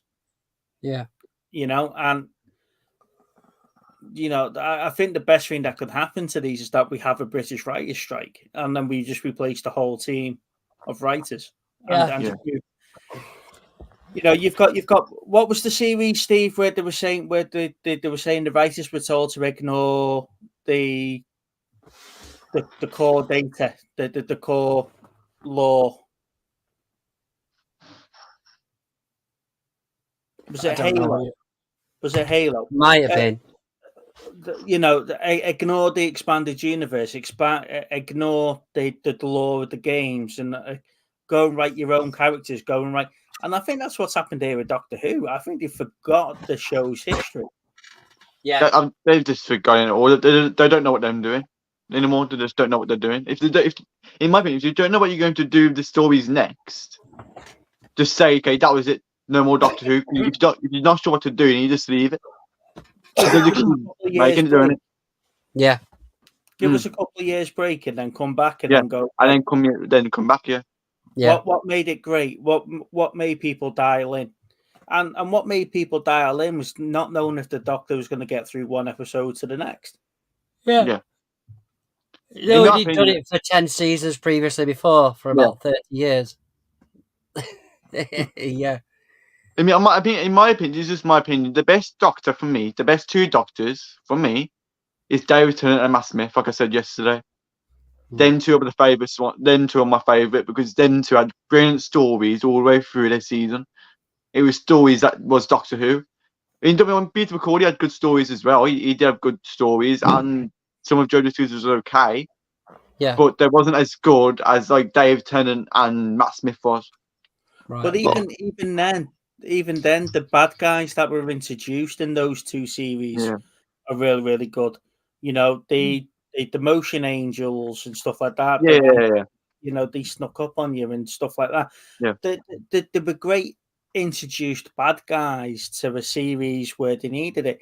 That Amy and Rory storyline, was it Rory, Amy's fella? It was, I think. Yeah. That storyline where he dies was brilliant, and then seeing her emotions of how she deals with that. Like I say, Tennant's response to Dr. Donna. Yeah. You know, when he was losing Donna. It was they were quite emotional sort of stuff. It was either them or the companion. It was one or the other. And I don't think we're getting that. All this companion bullshit, are we keeping her or aren't we keeping her? That just focus away of story writing. No, I'm not sure if you heard this, Steve, but when they first announced like Draper to come into Doctor Who, when they first announced it, because the person who owned BBC then and now is it the same way who owns BBC now? It's Disney don't own BBC. Disney owned the rights to broadcast Doctor Who, haven't they? That's what they found. I was just wondering because when the Doctor Who was announced with Jodie Whittaker, they said that they're going to get rid of the Daleks, Cybermen, and the Master, and all the villains that we had previously. They're going to get rid of them. It's going to be new villains. That didn't take off. It didn't take off. Didn't quite well. It didn't take off because TARDIS wasn't in the first 3 episodes. The TARDIS. Yeah. It was only like the 5th to the new season. They brought back the TARDIS, the Cybermen, Daleks. They brought them all back to gain the viewers again. Yeah. But that's Doctor Who's villains. They shouldn't have got rid of them anyway, because they're the villains who he or she, But was it goes after? Was it Matt Smith's character that didn't know he was the Doctor for the first 2 episodes? One of them really struggled, didn't he, coming to terms of who he was? Because, or was it Capaldi? I was always upset when. I think it was Peter Capaldi. I think so. I don't know.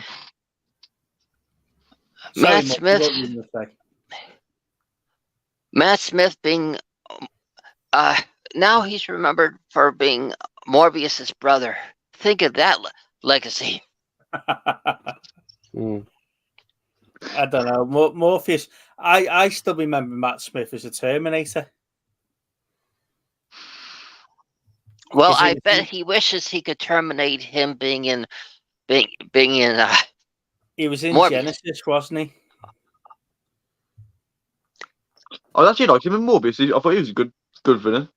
I liked him. No. I want a standalone film of.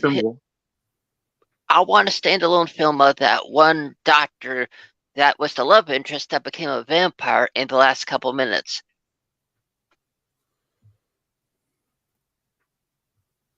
On the roof, you see she became a vampire. In Morbius. Oh, Morbius. Right, okay. You confused me then by saying doctor. I'm thinking that you were referring to a Doctor Who episode, and I'm like, which doctor turned into a vampire here? Is this the supernatural crossover with, yeah, you've got Sam and Dean running around at the bottom going, ah! You know? That's thinking about, I think they're thinking of something now, but I heard this the other day. They are thinking of doing another Supernatural. Yeah, there is another series of Supernatural. Hey, I'm looking forward to that. I tell you what, I did buy Bell at the boot sale on Sunday, Steve. I bought her some Supernatural single bedding for the bed up in the loft that you stay in. Nice one. That's cool. Yeah. Steve's like the kid that they lock away in the loft, you know, like Kevin in Home Alone because he pisses the bed. That's Steve. Yeah, but I've told you I don't piss the bed anymore. That was so last year. Well, if you think that's bad, Kevin's brother switched from Pepsi to Coke. Yeah, that's true. Because when did Home Sweet Home Alone come out? Was that 2022? What? Home Sweet Home Alone. Oh, the last one. That was 2022, wasn't it? Or was I think so, something like that. It might have even been 2021. I was wondering. The only character they brought back was Buzz. Yeah, as a policeman. Yeah, policeman. Yeah, because he did mention Kevin, didn't he? He did mention Kevin. Yeah. I've got a question for you. Are you glad that we're getting into the final episode of bloody Cobra Kai, the final series? Because I'm sick of the nostalgia fucking callbacks. I actually got something to say there, Steve. Oh. In my opinion, Cobra Kai is class. I'm sad it's the last one. I'm sad. I knew. Let's bring back the kid that spat at Daniel for 30 seconds. And by the way, let's give him a big fucking part in the series. Yeah, I gotta say, I think because I know now they're bringing like, what's her name? I can't remember her name. I knew they were gonna bring her back. I knew it. I've been a fan of that film forever. The next Karate Kid. Oh, that was always my favorite one. Hilary Swank. Yeah, that's it. Hilary Swank. That's it. Thank you. Yeah, I mean, I announced that the other day. I didn't bring her back. That was good. But why not? Let's just go all the way and bring fucking Jaden Smith's character in, and let's have two Daniels. No. You know, and bring in Jackie Chan, and we can have. I'm doing that, aren't I? Actually, I'm doing that with the Karate Kid film next year. Actually, I'm doing that. Jackie Chan.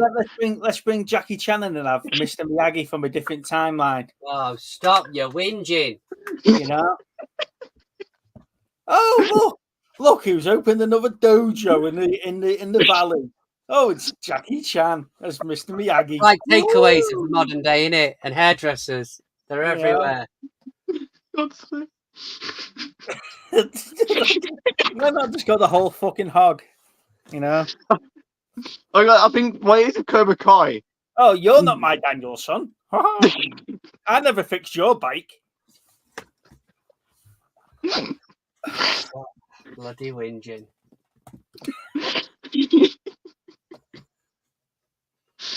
Long may it continue. I reckon they should renew it for another 2 seasons. Yeah, definitely. We'll find out who gives Daniel the STI. Probably Cobra Kai. I think it's Cobra Kai, but let's say it's the last season. Cobra Kai doesn't need to be the last season, really, because even though they're getting older and the characters, yeah, technically they could still keep making it because it's not like Stranger Things, and obviously it'll outgrow on us. Stranger Things is perfect. I mean, do you like Stranger Things, Steve?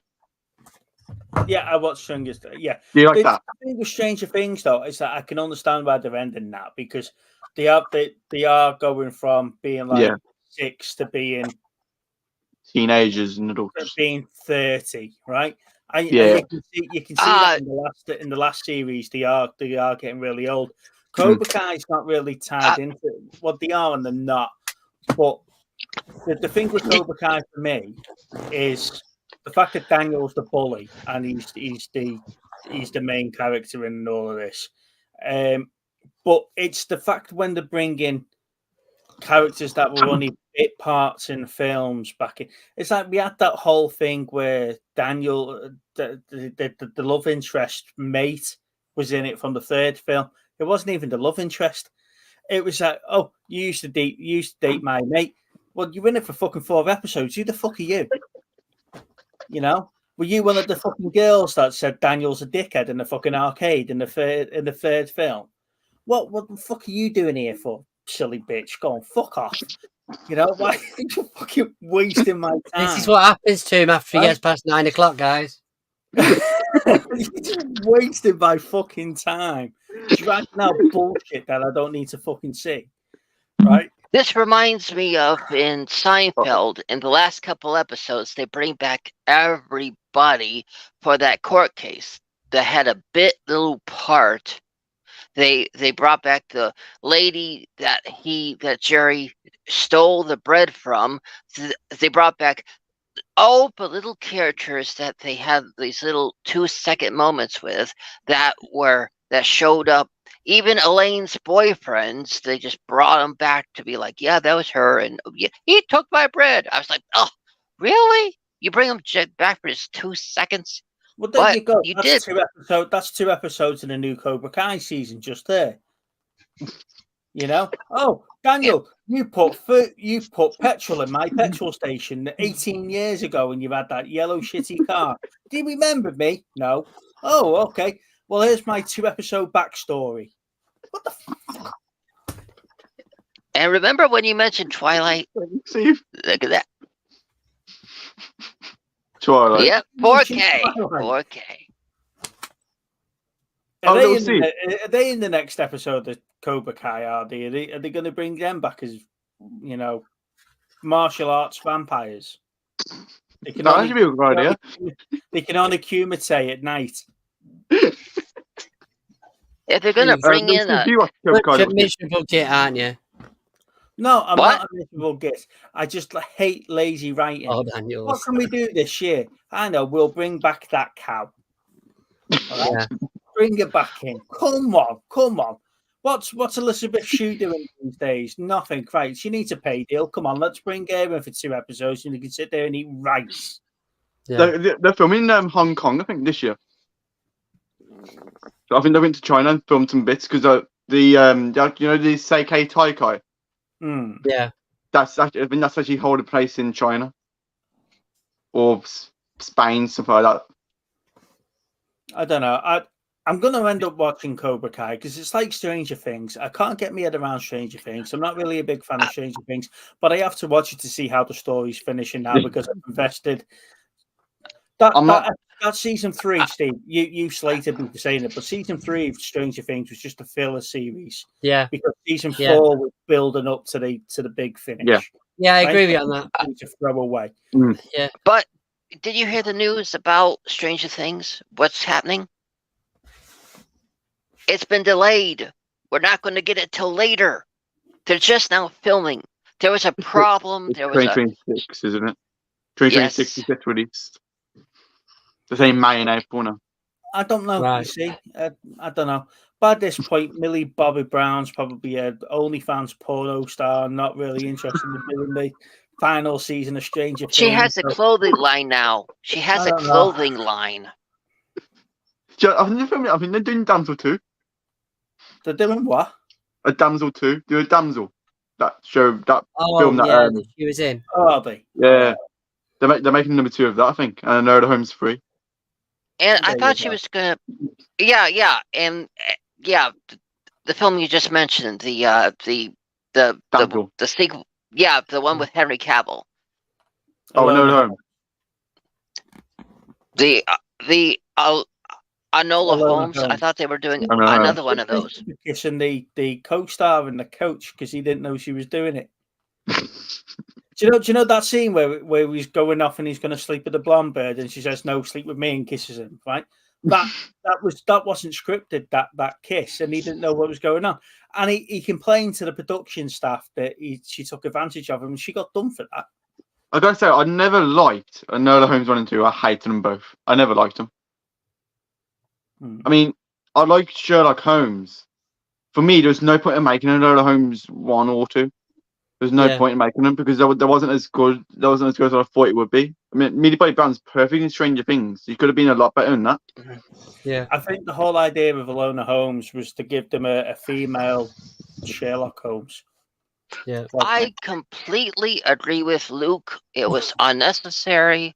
I just really loved seeing Henry Cavill back, and I thought they were going to have him in more of it.